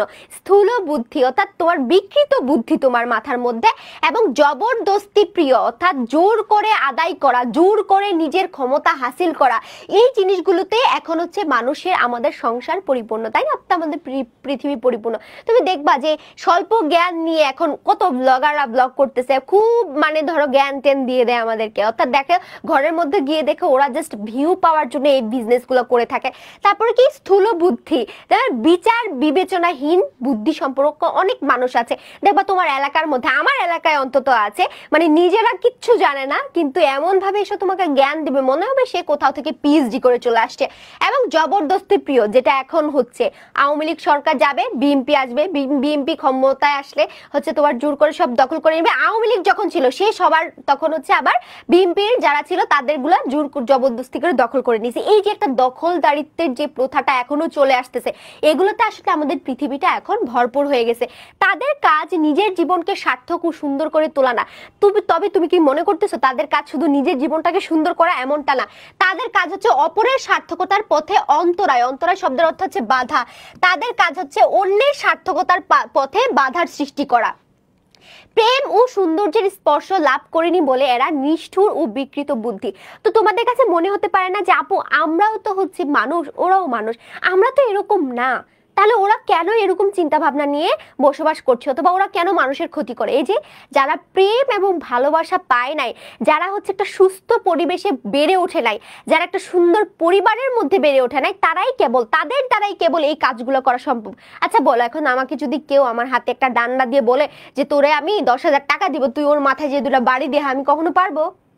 এটা আমার মধ্যে কাজ করবে? কারণ কাজ করবে না, আমার বিবেকে বাঁধবে যে আমি কেন আর একটা মানুষকে আঘাত করতে যাব, আমার কোনো ক্ষতি করে নাই। কিন্তু তুমি রাস্তার একটা বখাটে ছেলের হাতে 10,000 না, তুমি 5,000 টাকা দিয়ে বলে তুই ওর দুটা বাড়ি মেরা, ও দৌড় দিয়ে গিয়ে দুটা বাড়ি মেরে দিয়ে চলে আসবে। কেন? কারণ ওর ওই বিবেকটা গড়ে উঠে নাই। এটা তো ওর কোনো দোষ নাই, ওর মাথায় সেই বিবেকটা গড়ে উঠে নাই যে আমি অন্য একটা মানুষকে বিনা দোষে কেন আঘাত করব। এই বুদ্ধিটা, এই বিবেকটা তার মধ্যে সৃষ্টি না কেন হয় নাই? কারণ সেরকম একটা সুস্থ পরিবেশে ও বড় হয় নাই, সেরকম একটা সমাজের মধ্যে ও বড় হয় নাই, সেরকম একটা পরিবার হয়তো পায় নাই। হয়তো মা পাইছে, বাপ পায় নাই, বাপ থাকলে মা পায় নাই, খাইতে পায় নাই, কাপড় পায় নাই, কিছু পায় নাই, ভালো চিকিৎসা পায় না, এই জন্য ও টাকার জন্য সবকিছু করতে পারে। তো এটাই এখানে বলতেছে যে এই প্রেম এবং সৌন্দর্যের স্পর্শ যখন আমাদের জীবনে না থাকে, হ্যাঁ, তখনই আসলে আমরা কি করে ফেলি, আমরা এরকম নিষ্ঠুর এবং বিকৃত বুদ্ধি সম্পন্ন মানুষে তৈরি হয়ে যায়। এদের একমাত্র দেবতা হচ্ছে অহংকার, এদের একমাত্র দেবতা হচ্ছে অহংকার। দেখবা যাদের কম বুদ্ধি, হ্যাঁ, যাদের মনে রাখবা খালি কলসি বাজে বেশি, একটা প্রচলিত একটা কথা আছে, যাদের মাথায় বুদ্ধি কম থাকে তারা অনেক বেশি কথা বলে। এবং দেখবা এত যে আঙ্গুল ফুললে কলা গাছ হয়ে যায় না, হঠাৎ বড়লোক হয়ে যাওয়া, দেখবা তোমার মাসি পিসিরা এরকম থাকতে পারে, তোমার চাচা চাচুরা এরকম কিছু থাকতে পারে, হঠাৎ করে বড়লোক হয়ে গিয়ে দেখবে এত বড় বড় জ্ঞান দিবে, এত বড় বড় কথা বলবে, মানে তুমি নিতে পারবা না। অর্থাৎ তাদের ভিতরে তখন অহংকারটা এত পরিমাণে কাজ করে, তখন মনে হয় যে অহংকারী এদের একমাত্র দেবতা। দেবতা বলতে হচ্ছে মানে অহংকারী এদের জীবন, অহংকারী এদের মনন, অর্থাৎ এই অহংকারটাকে কেন্দ্র করে এদের জীবনটা আসলে পরিচালিত হচ্ছে, এটাই এখানে বলতেছে। আচ্ছা, তারপরে দেখো তারই চরণে তারা নিবেদিত প্রাণ। এই অহংকারের কাছেই আসলে যাদের হচ্ছে তোমার বিচার বুদ্ধি নাই, যাদের বিবেক নাই, এই অহংকারটাই তাদের একমাত্র দেবতা। এবং এই অহংকারের কাছে তারা কি করে? নিবেদিত প্রাণ। সবসময় তারা এই অহংকারের কাছে গিয়ে আত্মসমর্পণ করে। আমি দেখেছি, আমি তোমাদেরকে এটার পিছনে একটা গল্প পড়ি। দেখবা প্রত্যেকটা ফ্যামিলিতে কিছু আত্মীয় স্বজন থাকে, আমি জানি না সবারই থাকার কথা, যে কিছু আত্মীয় স্বজন থাকে একটু বড় লোক, হয়তো দেশের বাইরে থাকে, অথবা একটু বিজনেস করে ভালো টাকা পয়সা কামাইছে। দেখবা এরা অন্য আত্মীয় স্বজনদেরকে মানুষ বলে মনে করে না। আমার বাবার ক্ষেত্রে এরকম হয়েছে। আমরা 3টা মেয়ে, তো আমার বাবা একজন সরকারি চাকরিজীবী, সে খুব অল্প মাইনেই বেতন পাইতো। তো একজন সরকারি চাকরিজীবীর 3টা মেয়েকে, আমরা 3 বোন একদম পিঠাপিঠি, দেখতে কিন্তু আমরা সবাই সেম, ঠিক আছে, বয়স দেখতে মনে হবে যে একদম প্রায় সেম। তো আমাদের 3 বোনকে লালন পালন করতে গিয়ে আমার বাবা বাড়ি করতে পারে নাই, গাড়ি করতে পারে নাই, জায়গা সম্পত্তি কিনতে পারে নাই, সে সব টাকা পয়সা আমাদের পিছনে খরচ করছে। তো আমাদের আত্মীয় স্বজনরা বলে, মেয়েদেরকে এত পড়াশোনা করে কি হইলো, কি করলো, কি এতদিন যদি ওই টাকাগুলো জমায় রাখতা, এখন বাড়ি গাড়ি করে আরামে এসে খাইতে পারতা, এখন অসুস্থ হয়ে গেছে, হসপিটালে নিয়ে দৌড়াদৌড়ি করা লাগে। তখন আমার বাবা বলে, আমার ছেলে মেয়েরা মানুষ হতে পারলে আমার জীবন সার্থক, আমি মরেও শান্তি পাবো যদি আমার ছেলে মেয়েরা মানুষের মতো মানুষ হতে পারে। তো এটাই হচ্ছে আসলে তোমাদেরকে আমি বলতে চাইতেছিলাম, যে আসলে অহংকার তাদের মধ্যে এমন ভাবে গেড়ে বসে, মানে নিজেরা তো শান্তিতে থাকে না, অন্যের সংসারে গিয়ে আগুন ধরানোর জন্য এরা যথেষ্ট, এরা একাই যথেষ্ট, এদের আর কিচ্ছুর দরকার হয় না। তারপরে দেখো কি বলতেছে, ব্যক্তিগত অহংকার, পারিবারিক অহংকার, জাতিগত অহংকার, এই সবের নিশান উড়ানি এদের একমাত্র কাজ। নিশান শব্দের অর্থ হচ্ছে পতাকা, হ্যাঁ, অর্থাৎ তারা এমন একটা পতাকা উড়ায় যে পতাকার মধ্যে আছে শুধুমাত্র তাদের নিজেদের অহংকার, তাদের পরিবারের অহংকার এবং তাদের জাতিগত অহংকার। এই জিনিসগুলো নিয়েই তারা আসলে সামনের দিকে এগিয়ে যাচ্ছে। মাঝে মাঝে মানব প্রেমের কথাও আবার তারা বলে, এবং দেখবা মাঝে মাঝে এই সকল আত্মীয় স্বজনরা খুব দান খয়রাত করে বড় বড় টাইলস ওরা মসজিদ নির্মাণ করবে, এলাকার মধ্যে সেই রাস্তাঘাট করে ফেলবে, মানে সেই মানব প্রেমের কথা মাঝে মাঝে তারা বলে, কিন্তু তাতে নেশা ধরে না, মনে হয় আন্তরিকতা শূন্য উপলব্ধিহীন বুলি। তো বলা হচ্ছে যে এই সকল জিনিস দেখে আসলে লেখকের মন ভরে না, মনে হয় যে এগুলো আসলে জাস্ট দেখানো, মানে মানুষকে দেখানোর জন্য করে। বুলি শব্দের অর্থ হচ্ছে আমরা জানি কথা, তো এখানে আছে উপলব্ধিহীন বুলি বলতে আসলে বোঝাচ্ছে এমন কিছু কথা যেটার কোনো ভিত্তি নাই, যেটার কোনো মূল্য নাই, এমন কিছু কথা। ওকে, আচ্ছা, নিবেদিত প্রাণের অর্থ কি? নিবেদিত প্রাণের অর্থ হচ্ছে একদম সঁপে দেওয়া, নিজের জীবনটাকে একটা জিনিসের পিছনে হচ্ছে তোমার পরিচালিত করা। যেমন আমরা এখন কি করতেছি, পড়াশোনার পিছনে আমাদের পুরো জীবনটাকে লাগিয়ে দিছি না, সব বাদ, মা বা মানে আত্মীয় স্বজন, হ্যাঁ, পাড়া প্রতিবেশী সব বাদ, এখন আমরা কি করতেছি, আমাদের জাস্ট ফোকাস আমাদের ভালো করে পড়াশোনা করতে হবে। এই যে একটা জিনিসের প্রতি যে তোমার এতটা প্রাণপ্রণ চেষ্টা, এটাকেই বলা হচ্ছে নিবেদিত প্রাণ। অর্থাৎ এই অহংকারের মধ্যেই তারা যে এমন পরিমাণে ডুবে যায় যে অহংকারটা ছাড়া তারা আর চোখে কিছু দেখে না, এই জন্য বলা হচ্ছে অহংকারের প্রতি তাদের নিবেদিত প্রাণ। ওকে, আচ্ছা, তারপরে দেখো আমরা চলে যাই আমাদের নিচের পাড়ায়। এখানে কি বলতেছে, এদের স্থান এনে দিতে হবে বড় মানুষ। বলছে এই যে মানুষগুলো আছে যারা এমন প্রকৃতির, যাদের বিচার বুদ্ধি নাই, যাদের হচ্ছে বিবেক বুদ্ধি নাই, এমন স্থূল বুদ্ধি মানুষদের মাঝে আমাদের কাদেরকে এনে দিতে হবে? এনে দিতে হবে বড় ধরনের মানুষদেরকে, সূক্ষ্ম বুদ্ধি, উদার হৃদয়, গভীর চিত্ত ব্যক্তি, যাদের কাছে বড় হয়ে উঠবে জীবনের বিকাশ কেবল টিকে থাকা নয়। দেখো বলছি এই ব্যক্তিগুলোর মাঝখানে এমন কিছু ব্যক্তি এনে দিতে হবে যাদের কি, যাদের হচ্ছে যারা সূক্ষ্ম বুদ্ধি, অর্থাৎ তারা একদম সুন্দর বুদ্ধি সম্পর্ক, অর্থাৎ একদম সুষ্ঠু বুদ্ধি সম্পন্ন মানুষ, এবং উদার হৃদয়, যাদের উদার হৃদয়, গভীর চিত্ত ব্যক্তি, অর্থাৎ উদার হৃদয়, তাদের মনটা ভালো, তাদের হচ্ছে আনুষঙ্গিক সকল বিষয়ে তাদের বুদ্ধি বিবেচনা করার মতো ক্ষমতা আছে, এমন মানুষ, এবং যাদের কাছে বড় হয়ে উঠবে আসলে জীবনের বিকাশ, অর্থাৎ আমাদের জীবনের উদ্দেশ্য কি, আমাদের কেন বেড়ে ওঠা, আমরা কেন জীবন ধারণ করতেছি, এই জিনিসগুলো কেবল টিকে থাকা নয়।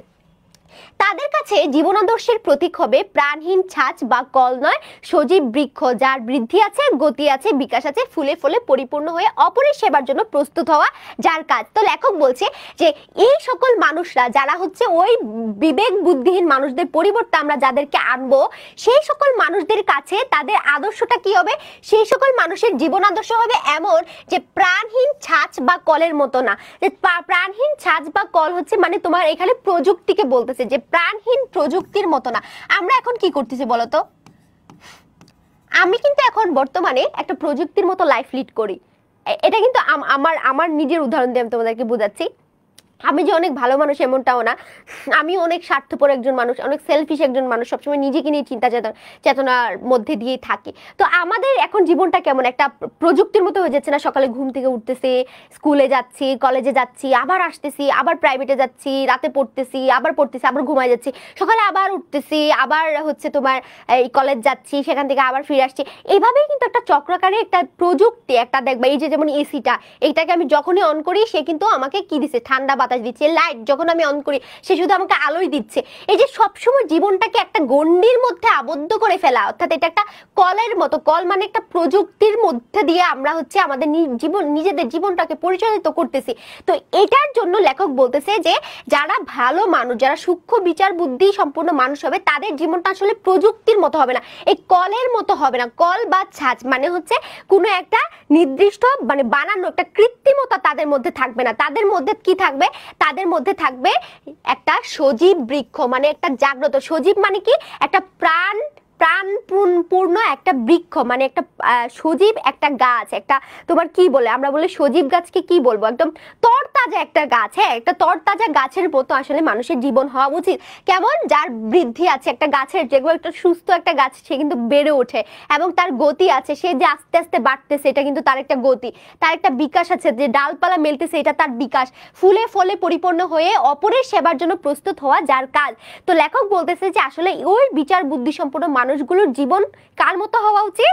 বৃক্ষের মতো হওয়া উচিত। বৃক্ষের জীবনের গতি ও বিকাশকে উপলব্ধি করা দরকার, নইলে সার্থকতা ও পরিপূর্ণতার ছবি চোখের সামনে ফুটিয়ে তোলা সম্ভব না। যদি আমরা বৃক্ষের জীবনের গতি এবং বিকাশকে উপলব্ধি করতে না পারি, কি করতে না পারি?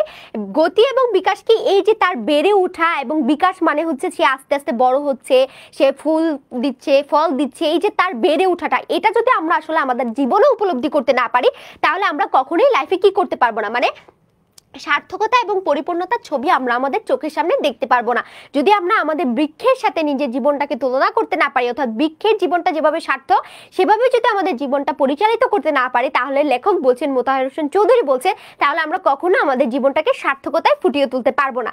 ঠিক আছে? নেশা ধরে না বলতে কি? আচ্ছা, কোথায় যেন পড়াইছিলাম এই নেশা ধরে নাটা?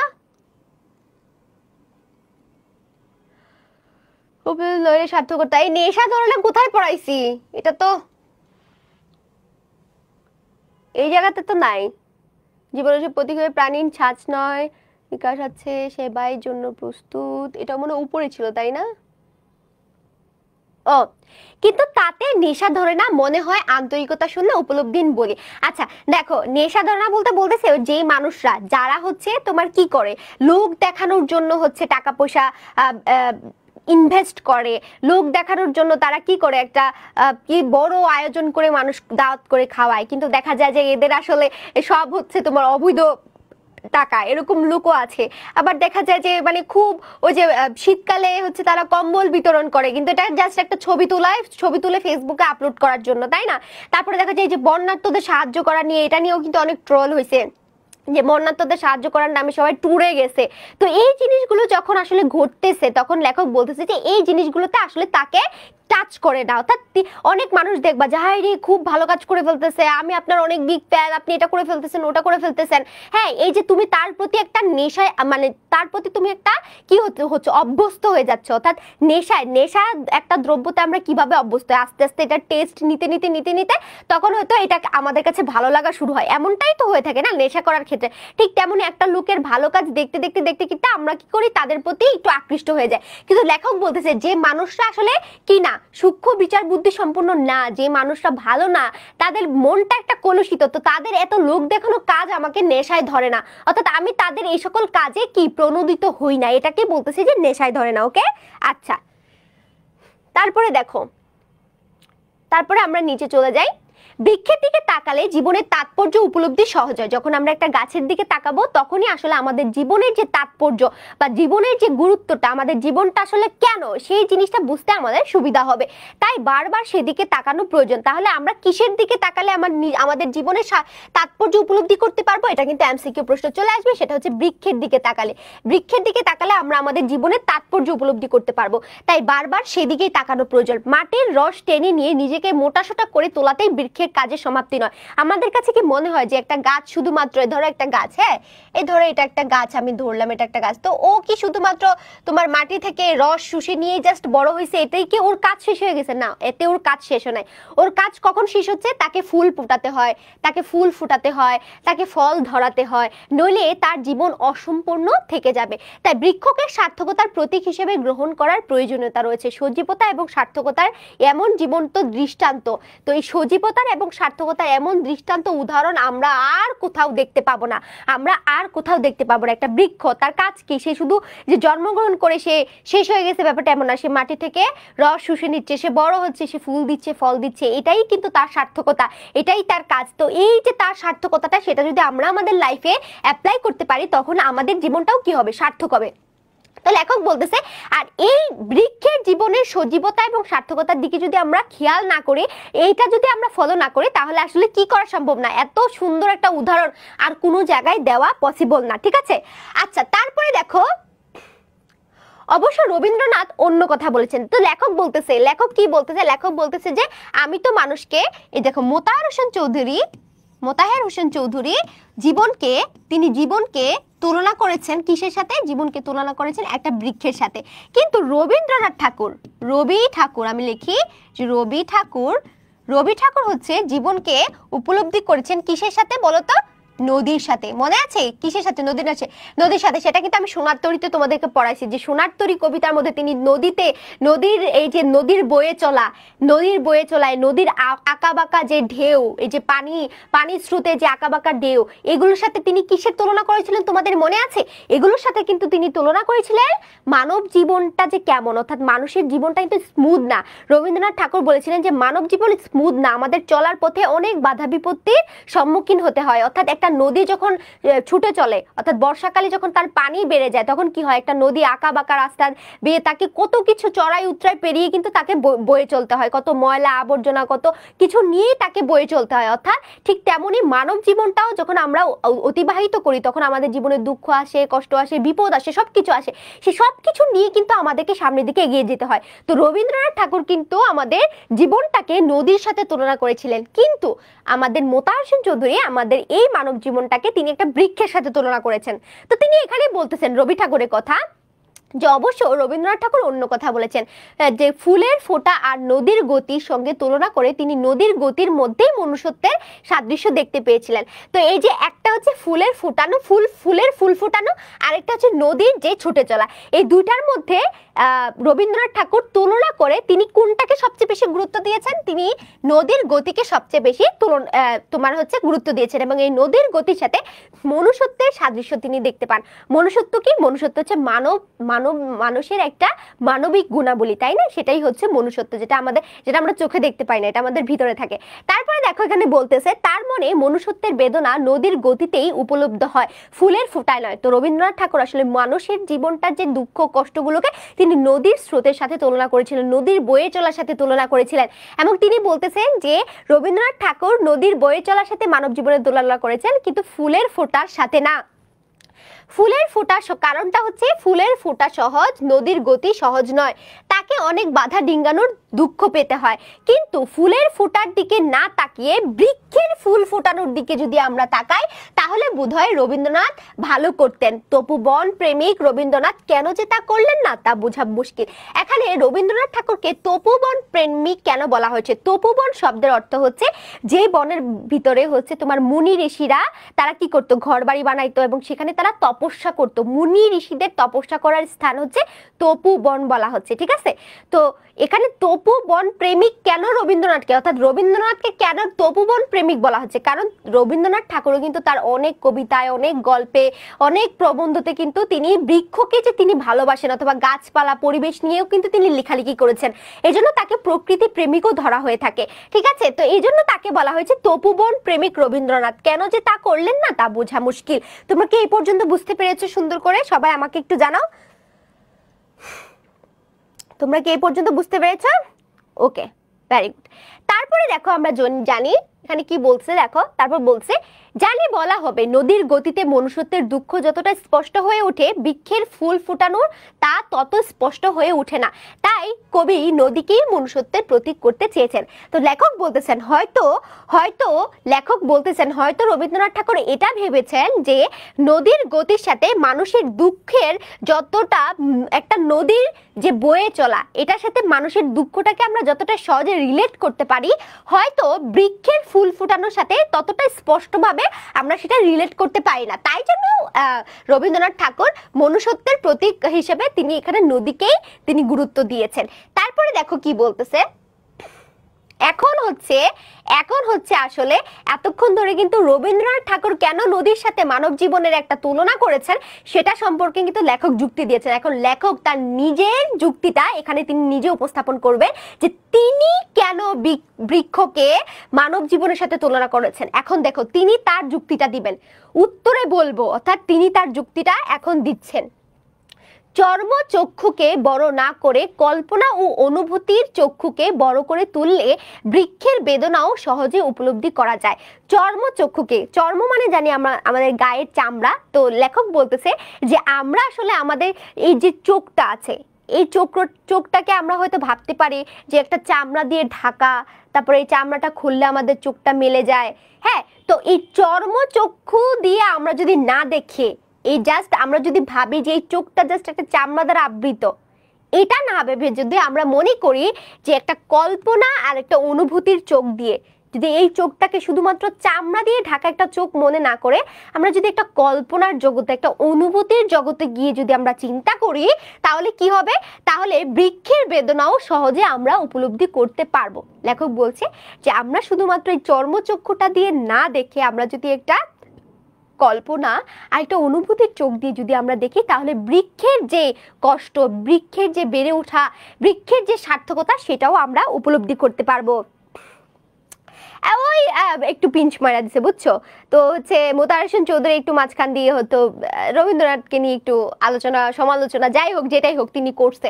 আর বৃক্ষের সাধনায় যেমন একটা ধীরস্থির ভাব দেখতে পাওয়া যায়, মানুষের সাধনাও কিন্তু তেমনই একটা ধীরস্থির ভাব দেখতে পাওয়া যায়। আচ্ছা দেখবা একটা গাছ তুমি যখন লাগাও বাড়ির মধ্যে, আমি জানি না আমাদের বাসায়ও কিছু পুরনো গাছ আছে, আমার বাবাকে দেখতাম ছোটবেলা আমাদেরকে নিয়ে তিনি লাগিয়েছিলেন, আমরা গাছে পানি দিয়েছি, কিন্তু এই গাছগুলো এখন অনেক বড় হয়ে গেছে। তো একটা গাছ, একটা বড় একটা আম গাছ হতে গিয়ে, একটা বড় কাঁঠাল গাছ হতে গিয়ে এটার পিছনে কিন্তু অনেক পরিশ্রম দরকার। এবং এই গাছটা কিন্তু আস্তে আস্তে আস্তে আস্তে সে কি গতকালকে লাগাইছে আজকে ধাপ করে বড় হয়ে গেছে এমনটা কিন্তু না, সে আস্তে আস্তে আস্তে আস্তে কিন্তু বেড়ে উঠেছে। তো তাহলে এখানে লেখক বলতেছে এই যে বৃক্ষের সাধনায় যেমন একটা ধীরস্থির ভাব আছে, অর্থাৎ আস্তে আস্তে আস্তে আস্তে বেড়ে ওঠা। কিন্তু দেখো এটা কিন্তু আমাদের লাইফে হয়। আমরা কি জন্মের পরেই দৌড়াতে পারি? আমাদের যখন ধরো আমরা যখন আতুর করে থাকি, আমরা যখন জাস্ট ভূমিষ্ঠ হলাম, জাস্ট জন্মগ্রহণ করলাম, আমি কি মা আমার হাত দাও এই টাইপের কথা বলতে পারি না। তো আমরা কি করি আস্তে আস্তে আস্তে আস্তে আমাদের গ্রোথ হয়, আমরা আস্তে আস্তে বড় হই। তো আমাদের এই বৃদ্ধিটার সাথে কিন্তু বৃক্ষের বৃদ্ধিরও একটা লেখক তুলনা করেছেন, ঠিক আছে? হ্যাঁ, আর এটাই হওয়া উচিত নয় কি? তো লেখক বলতেছে এখন তোমাদের কাছে আমি প্রশ্ন করলাম যে এই যে একটা গাছ আস্তে আস্তে বড় হচ্ছে, একটা শিশু ছোট থেকে আস্তে আস্তে সে বড় মানুষে পরিণত হচ্ছে, তাহলে এদের দুজন কিন্তু আমি কম্পেয়ার করতে পারি, তাই না? তো কম্পেয়ার করতে পারি না, লেখক কিন্তু তোমাদেরকে প্রশ্ন করছে, এখন তোমরা বলো যে আমরা কি কম্পেয়ার করতে পারি না? অনবরত ধেয়ে চলা মানুষের সাধনা হওয়া উচিত নয়, অনবরত ধেয়ে চলা মানুষের সাধনা হওয়া উচিত নয়, এটা আমিও জানি তুমিও জানো না, কিন্তু তারপরেও আমরা ধেয়ে চলছি, আমরা একটা উদ্দেশ্যহীন ভাবে ধেয়ে চলছি। আমরা জানি না যে আমি বিসিএস ক্যাডার হতে পারবো কিনা, আমি জানি না আমার আজকে কালকে গাড়ি বাড়ি থাকবে কিনা, কিন্তু তারপরও আমি পড়াশোনা করে যাচ্ছি, ধেয়ে চলতেছি এই স্রোতের সাথে, কিন্তু আমি আমার গা ভাসিয়ে দিচ্ছি। কিন্তু লেখক বলতেছে যে অনবরত ধেয়ে চলা একটা মানুষের সাধনা হওয়া উচিত নয়, যাকে বলা হয় গোপন ও নীরব সাধনা, তা বৃক্ষেই অভিব্যক্ত, নদীতে নয়। তো লেখক বলতেছে দেখো যে এই যে এখানে কিন্তু লেখক একটু নদীর সমালোচনা করছে। নদীর সমালোচনা করা মানে হচ্ছে রবীন্দ্রনাথের সমালোচনা করা, যে নদী কি করে, নদীর সারাদিন কাজ হচ্ছে সে বইতেই থাকে বইতেই থাকে বইতেই থাকে বইতেই থাকে বইতেই থাকে, ওর আর কোনো বন্ধ নাই, ও শুধু বইতেই থাকে। তো এই যে বয়ে চলাটা, এটার সাথে কিন্তু লেখক মানব জীবনের বয়ে চলার সাথে তুলনা করেছেন, বলেছেন যে একটা নদীর যেরকম মানে সে অনবরত ধেয়ে চলতেছে, এইভাবে একটা মানুষের জীবন কখনো ধেয়ে চলতে পারে না। তার মানে এই যে রবি ঠাকুরের যে হচ্ছে তোমার নদীর সাথে তুলনাটা, এখানে কিন্তু তিনি আস্তে করে একটা গুতা মেরে দিচ্ছেন যে আপনি যেটা বলতেছেন যে নদীর এরকম বয়ে চলা, মানব জীবনে এইভাবে বয়ে চলে, এটা কিন্তু ঠিক না, এটা হওয়া উচিত না। মানব সাধনা কেমন হওয়া উচিত? তো লেখক বলতেছে মানুষের যাকে বলা হয় গোপন এবং নীরব সাধনা, তা বৃক্ষে অভিব্যক্ত। মানুষের জীবনের যে সাধনা সেটা হচ্ছে গোপন এবং নীরব সাধনা। হ্যাঁ, আমরা আস্তে আস্তে সাধনা করতে করতে করতে করতে পিইসি পাস করি, জেএসসি পাস করি, এসএসসি করি, এইচএসসি করি, অ্যাডমিশনে যাই, গ্রাজুয়েশন কমপ্লিট করি, তারপরে চাকরি করি, তাই না? তো এই যে একটা নীরব সাধনা, একটা গোপন সাধনা, এটা কিন্তু একটা গাছের মধ্যেও আমরা দেখতে পাই যে আস্তে আস্তে ফুল ফোটাইতেছে, ফল ফোটাইতেছে, এইভাবে, তাই না? তারপরে দেখো লেখক বলতেছে যে এই মানুষের যে গোপন এবং নীরব সাধনাটা, এটা শুধুমাত্র আমরা বৃক্ষের মধ্যেই দেখতে পাই, কিন্তু নদীর মধ্যে নয়। তাছাড়া বৃক্ষের সার্থকতার ছবি যত সহজে উপলব্ধি করতে পারি, নদীর সার্থকতার ছবি তত সহজে আমরা উপলব্ধি করা যায় না। নদী সাগরে পতিত হয় সত্য, কিন্তু তার ছবি আমরা প্রত্যহ দেখতে পাই না। তো লেখক বলতেছে যে নদীর সাথে আমরা কেন নিজেদেরকে তুলনা করব? এই যে নদীর সার্থকতা কোথায়? হ্যাঁ, নদী থেকে মানুষ অনেক ধরনের উপকারিতা অর্জন করে, কিন্তু নদীর শেষটা কোথায় সেটা কিন্তু আমরা দেখতে পাই না, তাই না? হয়তো সে একটা সমুদ্রে গিয়ে পড়বে, একটা কোথাও গিয়ে পড়বে, কিন্তু এটা তো আমরা প্রতিনিয়ত দেখতে পাই না। কিন্তু বৃক্ষের যে সফলতাটা, এটা কিন্তু আমরা প্রতিনিয়ত আমাদের চোখের সামনে সেটা দেখতে পারতেছি, তাই তো? তারপরে দেখো তারপর কি বলতেছে, আমরা দৌড়ের কাছে দাঁড়িয়ে থেকে সে অনবরত নতি শান্তি এবং সেবায় বাণী প্রচার করে। দৌড়ের মানে কি? দৌড়ের মানে হচ্ছে দরজার কাছে দাঁড়িয়ে। তো দেখবা তোমার ঘরের যে গাছ, এই গাছে একটা কিন্তু ঘরের সামনের গাছ, তো দৌড়ের কাছে দাঁড়িয়ে মানে আমার ঘরের একদম দরজার কাছে দাঁড়িয়ে সে অনবরত নতি মানে হচ্ছে মাথা নিচু করে থাকা, মাথা নিচু করে থাকা, এটাকে বলতেছে যে নতি। অনবরত সে মাথা নিচু করে থাকে, সে শান্ত এবং সে সেবার বাণী প্রচার করে। সবসময় আমাদেরকে গাছের ছায়া দিয়ে, আমাদের ফুল দিয়ে, ফল দিয়ে, এগুলো করেই কিন্তু সে তার জীবন অতিবাহিত করে ফেলে, তাই না? ওকে,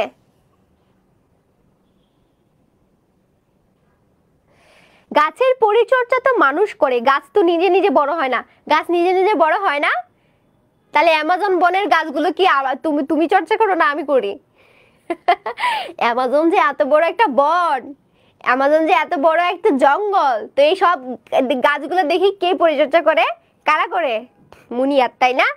হ্যাঁ, মুনিয়াতকে দায়িত্ব দেওয়া হয়েছে সেটা করার জন্য। গাছ নিজে নিজেও বড় হতে পারে, কারণ গাছের যে পুষ্টিটা দরকার হয় সেটা মাটি থেকেই গ্রহণ করতে পারে।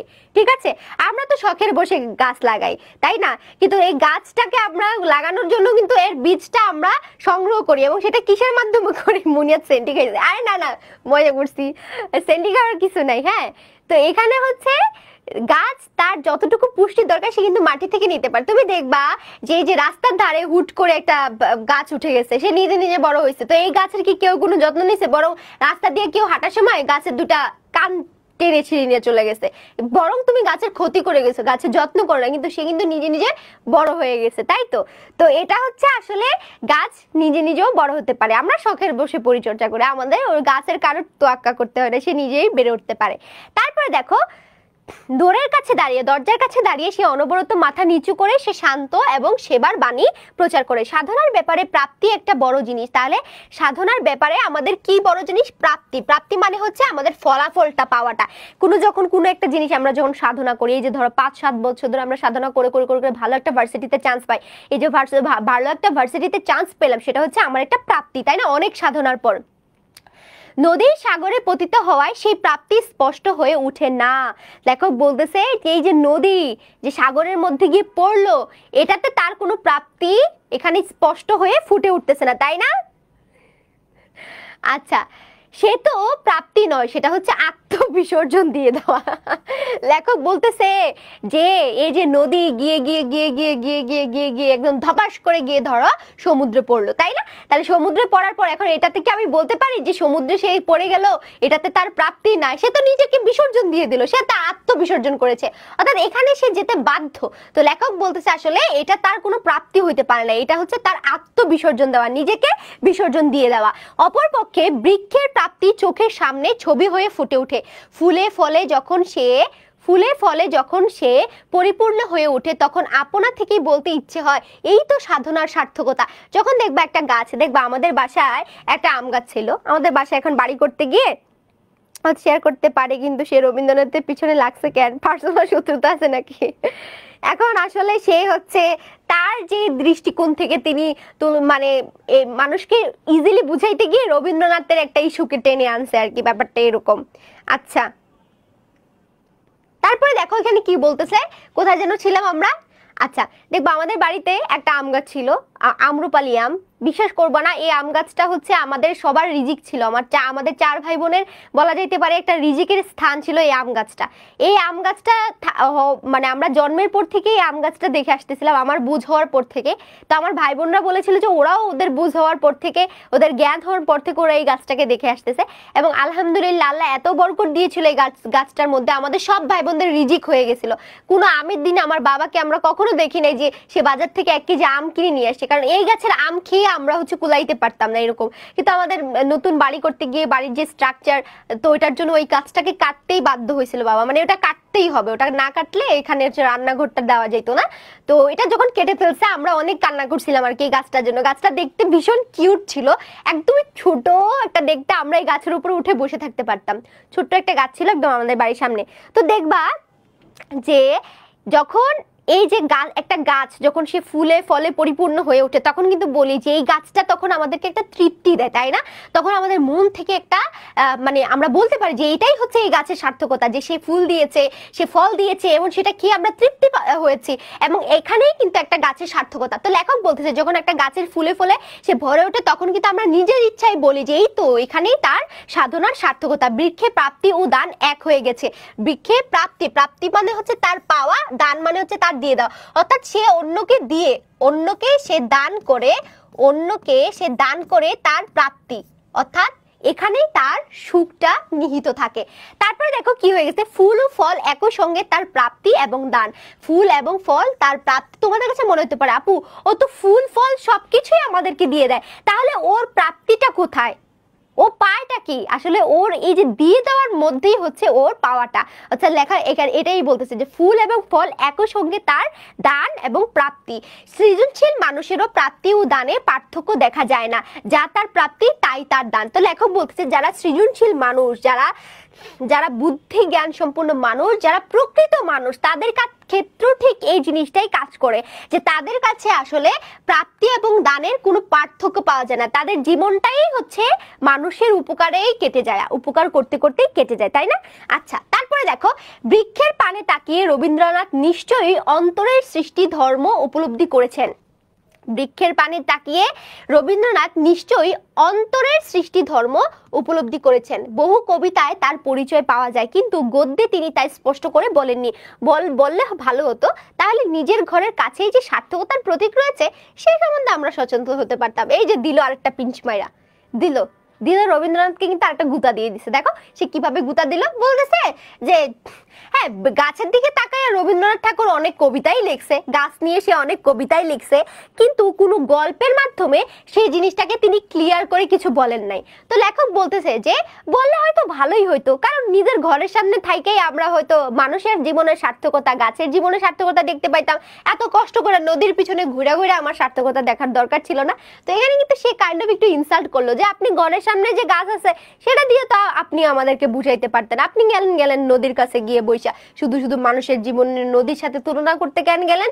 তা আপনি তো এটাই আমাদেরকে বলতে পারতেন। তো এই জিনিসটাই সে এখানে আসলে বোঝানোর চেষ্টা করতেছিল যে রবীন্দ্রনাথ আসলে এত ঘুরায় পিছিয়ে এত কিছু না বলে সে কিন্তু চাইলে গাছের সাথেও মানব জীবনের একটা তুলনা করতে পারতো।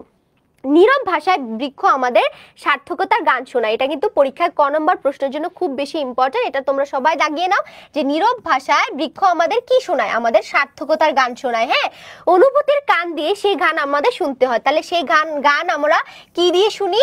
অনুভূতির কান দিয়ে। তো এই যে বৃক্ষ আমাদেরকে গায়, গাছ কি কখনো গান গাইতে পারে? কার্টুনে গায়, কিন্তু বাস্তবে তো আমরা সেটা শুনতে পাই না। সেটা শুনতে হলে আমাদের অনুভূতির দরকার হবে, অনুভূতির কান দিয়ে সেই গান আমরা শুনতে পারবো। তাহলে বুঝতে পারা যাবে জীবনের মানে হচ্ছে বৃদ্ধি, ধর্মের মানেও কিন্তু তাই। তখন আসলে যখন অনুভূতির কান দিয়ে আমরা এই জিনিসটা জানতে পারবো, তখন আমরা বুঝবো যে জীবনের মানে হচ্ছে বৃদ্ধি, আর ধর্মের মানেও তাই। অর্থাৎ ধর্মতে কিন্তু দেয়া আছে যে কি বলে, মানব ধর্ম সবচেয়ে বড় ধর্ম। এটা বলা হয়ে থাকে না যে সৃষ্টির মাঝে আল্লাহ আছে। তুমি দেখবা কাজী নজরুল ইসলামও বলেছিলেন যে কি, ওই যে মন্দিরের সামনে একজন এসে তোমার হচ্ছে চায়, কি যেন বলে, খিচুড়ি না সিন্নি যেন চায়, তখন মন্দিরের ওই পুরোহিত হচ্ছে ওকে তাড়িয়ে দেয় যে এই বেটা তুই হচ্ছে না মন্দির না মসজিদে এসে হচ্ছে সে ফিরনি চায়। তখন হচ্ছে বলে তুই কি নামাজ পড়িস? তুই তো নামাজই পড়িস না, তোকে কি ফিরনি দিব? তো এখানে দেখো আসলে আমাদের ধর্মে কিন্তু এটা বলা হয় না যে ওই লোকটা নামাজ পড়ে না বলে তুমি তাকে খাবার দিবা না, ব্যাপারটা কিন্তু এরকম না। এটা সে হয়তো সেটার পরিস্থিতির শিকার। অর্থাৎ লেখক বলতেছে যে মানুষের মধ্যেই আসলে মসজিদ থাকে, মানুষের মধ্যেই মন্দির থাকে, মানুষের মধ্যেই গির্জা থাকে, মানুষের মধ্যেই সবকিছু মানে ধর্মালয় কিন্তু বিদ্যমান। যখন তুমি একটা মানুষকে উপকার করবা, তার মানে তুমি আল্লাহকে সন্তুষ্ট করতেছো। একটা মানুষের উপকার করার মধ্য দিয়েই কিন্তু আমরা স্রষ্টা। তুমি মনে করতে পারো না যে আমি আল্লাহকে কিভাবে হেল্প করলাম, অথবা আল্লাহকে আমি কিভাবে সেবা করলাম? এই যে তুমি মানুষকে সেবা করতেছো, এটাই হচ্ছে আল্লাহ সেবা। অর্থাৎ প্রত্যেকটা মানুষের হৃদয়েই কিন্তু আল্লাহর বসবাস আছে, তাই না? আমাদের মনের মধ্যেও কিন্তু আল্লাহর বসবাস আছে, স্রষ্টার বসবাস, ঈশ্বরের বসবাস আছে। তো এটাই বলতেছে যে যার মানে হচ্ছে বৃদ্ধি, এবং ধর্মের মানেও কিন্তু তাই। আমাদের জীবনটাকে আমরা যেভাবে বৃদ্ধি করব, যে আঙ্গিকে বৃদ্ধি করব, এবং সেটা যদি মানবতার প্রেমে হয়, তাহলে ধর্মেও কিন্তু সেই কথাটাই আমাদেরকে বলে থাকে। প্রকৃতির যে ধর্ম, মানুষের সেই ধর্ম, পার্থক্য কেবল তরুলতা এবং জীবজন্তুর বৃদ্ধির উপর। তাদের নিজেদের কোনো হাত নেই, মানুষের বৃদ্ধির উপরে তার নিজের হাত আছে। তো লেখক বলছে যে প্রকৃতি, আমাদের আশেপাশের যে প্রকৃতি, তার যে ধর্ম, তার যে বেড়ে চলা, তার যে অন্যের উপকার করতে করতেই তার এক সময় কি করতে হয়, বিলীন হয়ে যাইতে হয়। এই যে প্রকৃতির বেড়ে ওঠার সাথে কিন্তু আমাদের মানব জীবনের বেড়ে ওঠার একটা কি সম্পর্ক রয়েছে। শুধু পার্থক্য এই জায়গায় যে তারা হচ্ছে তরুলতা আর জীবজন্তু, এবং তাদের বেড়ে ওঠার পিছনে তাদের নিজেদের কোনো হাত নাই, কিন্তু আমরা আমাদের বেড়ে ওঠার পিছনে নিজেরা হাত রাখতে পারি। আমি চাইলে একটা ভালো মানুষ হইতে পারি, আমি চাইলে একটা খারাপ মানুষ হয়ে যেতে পারি, আমি চাইলে ডাকাত হইতে পারি, আমি চাইলে আবার ডাক্তারও হইতে পারি, তাই না? তো এইটার পিছনে কিন্তু হাত থাকে আমাদেরই। আমি আমার লাইফটাকে ধ্বংস করতেছি, তোমরা একটা কথা বলি, তোমরা বিশ্বাস করবা না, ঢাকা বিশ্ববিদ্যালয়ে, আচ্ছা দাঁড়াও 1 মিনিট, এই হ্যালো, আমি ক্লাসে, তোকে ক্লাস শেষ করে ফোন দিই। ওকে, আচ্ছা। তো দেখবা যে অনেকে বলে আমাকে, আমাকে বলে আমি ঢাকা বিশ্ববিদ্যালয়ের সঙ্গীত বিভাগে পড়াশোনা করতেছি, বলে সঙ্গীত পড়ে কি হবে, জাহান্নামী হবা। হ্যাঁ, সঙ্গীত পড়ে তো কোনো লাভ নাই, কি করবা, ঠিক আছে। কিন্তু যে আমাকে এই কথাটা বলছে ও জীবনে এক ওয়াক্ত নামাজ পড়ছে কিনা আমার কোনো জানা নাই, কিন্তু আমি দেখা যায় যে সঙ্গীত নিয়ে পড়াশোনা করছি, কিন্তু আমি কারোর তো ক্ষতি করছি না, কারোর জায়গাটা সম্পত্তি টেনে খাইতেছি না, হ্যাঁ, কারোর সম্পর্কে গিবত করতেছি না, আমি তো আমার ভালো কাজগুলো করতেছি, আমি তো কারো ক্ষতি করতেছি না, এটা আমার সাবজেক্ট, এটা আমি সাবজেক্ট হিসেবে পড়াশোনা করতেছি। তো এরকমও আমি দেখছি যে ইসলামিক স্টাডিজ ডিপার্টমেন্টে পড়ে, অ্যারাবিক ডিপার্টমেন্টে পড়ে সব কয়টা এই সোহরাওয়ার্দী উদ্যানে বসে বসে গাঁজা খায়। এমন বন্ধু বান্ধবও, মানে বন্ধু বান্ধব বলবো না, জাস্ট পরিচিত ব্যাচমেটও আমার দেখা আছে। তো এমন আছে যে আইবিএ ডিপার্টমেন্টে পড়ে, তারপর হচ্ছে তোমার কি তোমার ম্যানেজমেন্টে পড়ে, মানে বড় বড় ডিপার্টমেন্ট যেগুলোকে আমরা পশ ডিপার্টমেন্ট বলি। অ্যান্ড হচ্ছে কি হয়, এটা জাস্ট ডিপার্টমেন্টের সমালোচনা করতে, ইংরেজি ডিপার্টমেন্ট তুমি দেখবা টিএসসিতে সারাদিন বসে বসে গাঁজা টানে আর হচ্ছে সিগারেট খায়, এরকমও কিন্তু আছে। তো ভালো হওয়াটা আসলে তোমার নিজের কাছে। মিউজিক পড়ে যে আমি খারাপ হয়ে যাব, অথবা শুধুমাত্র ইসলামিক স্টাডিজে পড়লেই যে আমি জান্নাতবাসী হয়ে যাব, ব্যাপারটা কিন্তু এরকম না। ভালো হওয়াটা তোমার সম্পূর্ণ নিজের কাছে। তুমি হাতে ধরে তুমি তোমার লাইফটাকে শেষ করতে পারবা, এবং হাতে ধরে ছেলে মেয়েরা কিভাবে তাদের লাইফ নষ্ট করে, এটা যদি তোমরা দেখতে চাও তাহলে আমি বলবো যে বিশ্ববিদ্যালয়গুলোতে যাবা, তাহলে দেখবা যে পোলাপান হাতে ধরে নিজেদের লাইফ কিভাবে নষ্ট করে। ওরা এত স্বপ্ন নিয়ে আসে, কিন্তু এখানে সেদের কি হয়ে যায় আমি নিজেও জানি না। তবে দেখো, এখানে লেখক এটাই বলতেছে যে তরুলতা এবং জীবজন্তুর বেড়ে ওঠার পিছনে তাদের কোনো হাত থাকে না, কিন্তু এই যে আমরা মানুষরা, আমরা কোন পথে যাব, আমি কি ভালো জিনিসটাকে আজকে চুজ করব, নাকি আমি খারাপ মানুষ হব, আমি একদম নিকৃষ্ট, আমি আবিদা যদি এখন চাই, আমি চাইলে পৃথিবীর সবচেয়ে খারাপ মেয়ে মানুষ হয়ে আমি দেখাই দিতে পারবো। এটা একদম আমার নিজের হাতে, এটা আমার নিজের হাতে দিয়ে কিন্তু আছে, কিন্তু আমি সেটা করব না। কেন? কারণ আমি মনে করি আমি একজন বিবেকবোধ সম্পন্ন মানুষ, এবং সেই কাজটা কখনো আমার দ্বারা সম্ভব হবে না। তো লেখক এই কথাটাই দেখো এখানে বলতেছে যে মানুষের বৃদ্ধির উপরে তার নিজের হাত আছে, মানুষের বৃদ্ধির উপরে তার নিজের হাত রয়েছে, আর এখানেই মানুষের মর্যাদা। তাহলে দেখো, এই গাছপালার সাথে তোমার পার্থক্যটা ঠিক কোন জায়গায়, একটা জীবজন্তুর সাথে তোমার পার্থক্যটা ঠিক এই জায়গায়, যে তোমার সার্থকতা ঠিক এই জায়গায়, কারণ তুমি একজন মর্যাদাবান একজন মানুষ, অথবা একজন মর্যাদাবান একজন নারী, কারণ তুমি আশরাফুল মাখলুকাত, সৃষ্টির সেরা জীব হিসেবে তোমাকে বানানো হয়েছে। তাহলে তো তোমার গরু ছাগল হিসেবে বানাইতে পারতো না? তা তুমি গরু ছাগলের মতোই জীবন যেমন করতে পারতা, তাই তো? একটা গরু, একটা ছাগল, একটা বিড়াল, কুকুরের মতোই তুমি তোমার লাইফ। এখনকার এমন এমন মানুষের চেহারা বের হয়, এরা বিড়াল কুকুরের থেকেও আরো অধম। কিন্তু এই যে আমরা মানুষ হিসেবে সর্বশ্রেষ্ঠ একটা জাতি, সেটার পরিচয় আমরা কই রাখলাম? এটা তোমার একদম নিজের হাতে। তোমরা বিশ্বাস করো, তোমরা যদি ভার্সিটিতে চান্সও না পাও, আমি তোমাদেরকে কখনো আমি নিচু চোখে দেখবো না, কারণ তোমরা যেখানেই চান্স পাও সেখান থেকে একটা বেস্ট মানুষ হিসেবে নিজেকে গড়ে তোলার চেষ্টা করবো, যে আমি যেখানেই যাই না কেন, একদম আমি ন্যাশনালেও পড়ি না কেন, আমার কোনো দরকার, আমি ভালো মানুষ হিসেবে মানুষের উপকার করে, কারোরটা না ঠকাইয়ে সুন্দর করে একটা জীবনযাপন করব, একটা স্বাভাবিক লাইফ লিড করব, এতেই আমার জীবন কি ধন্য, এটাই আমার জীবনের সার্থকতা। এবং কবিরা, সাহিত্যিকরা, বিশেষজ্ঞরা, এই দার্শনিকরা এই একটা কথাই বলে গেছে যে এখানেই তোমার জীবনের সার্থকতা। শুধুমাত্র বিশ্ববিদ্যালয়ে চান্স পেয়ে খুব 420 ডিগ্রি করে ফেললে, এটা করে ফেললে, ওটা করে ফেললে, বিসিএস ক্যাডার হয়ে আবার ঘুষ খাইতেছো, এটা করলে তোমার লাইফ সার্থক, ব্যাপারটা কিন্তু এরকম না। ভালো মানুষ হওয়াটা একদম তোমার নিজের কাছে, এটা আমি মনে প্রাণে বিশ্বাস করি। বিশ্বাস করো, তোমাদের কাছেও, তোমাদের হাতে ফোন আছে, চাইলে পৃথিবীর সবচেয়ে নিকৃষ্ট জিনিসটা তুমি এই ফোনের মধ্যে কিন্তু দেখতে পারবা, তাই না? পৃথিবীর সবচেয়ে খারাপ জিনিস দেখতে পারবা এখানে তুমি, কিন্তু তুমি সেটা দেখতেছো না, তুমি নিজেকে সংযত রাখতেছো, তুমি ভাবতেছো উপরে একটা স্রষ্টা আছে, তিনি সবকিছু দেখছেন, আমি যদি খারাপ কাজ করি এটার জন্য আমাকে তাকে জবাবদিহি করতে হবে। এই জিনিসগুলো যখন আমরা চিন্তা করবো, আমরা ভাববো, তখন আমাদের দ্বারা কখনো খারাপ কাজ করা সম্ভব না। এই কাজগুলো তোমরা করবা। এত জ্ঞান দেওয়ার পিছনে কারণ কি? কারণ শুধুমাত্র গদবাঁধা পড়াশোনা করাই আসলে লাভ নাই, কারণ স্টুডেন্ট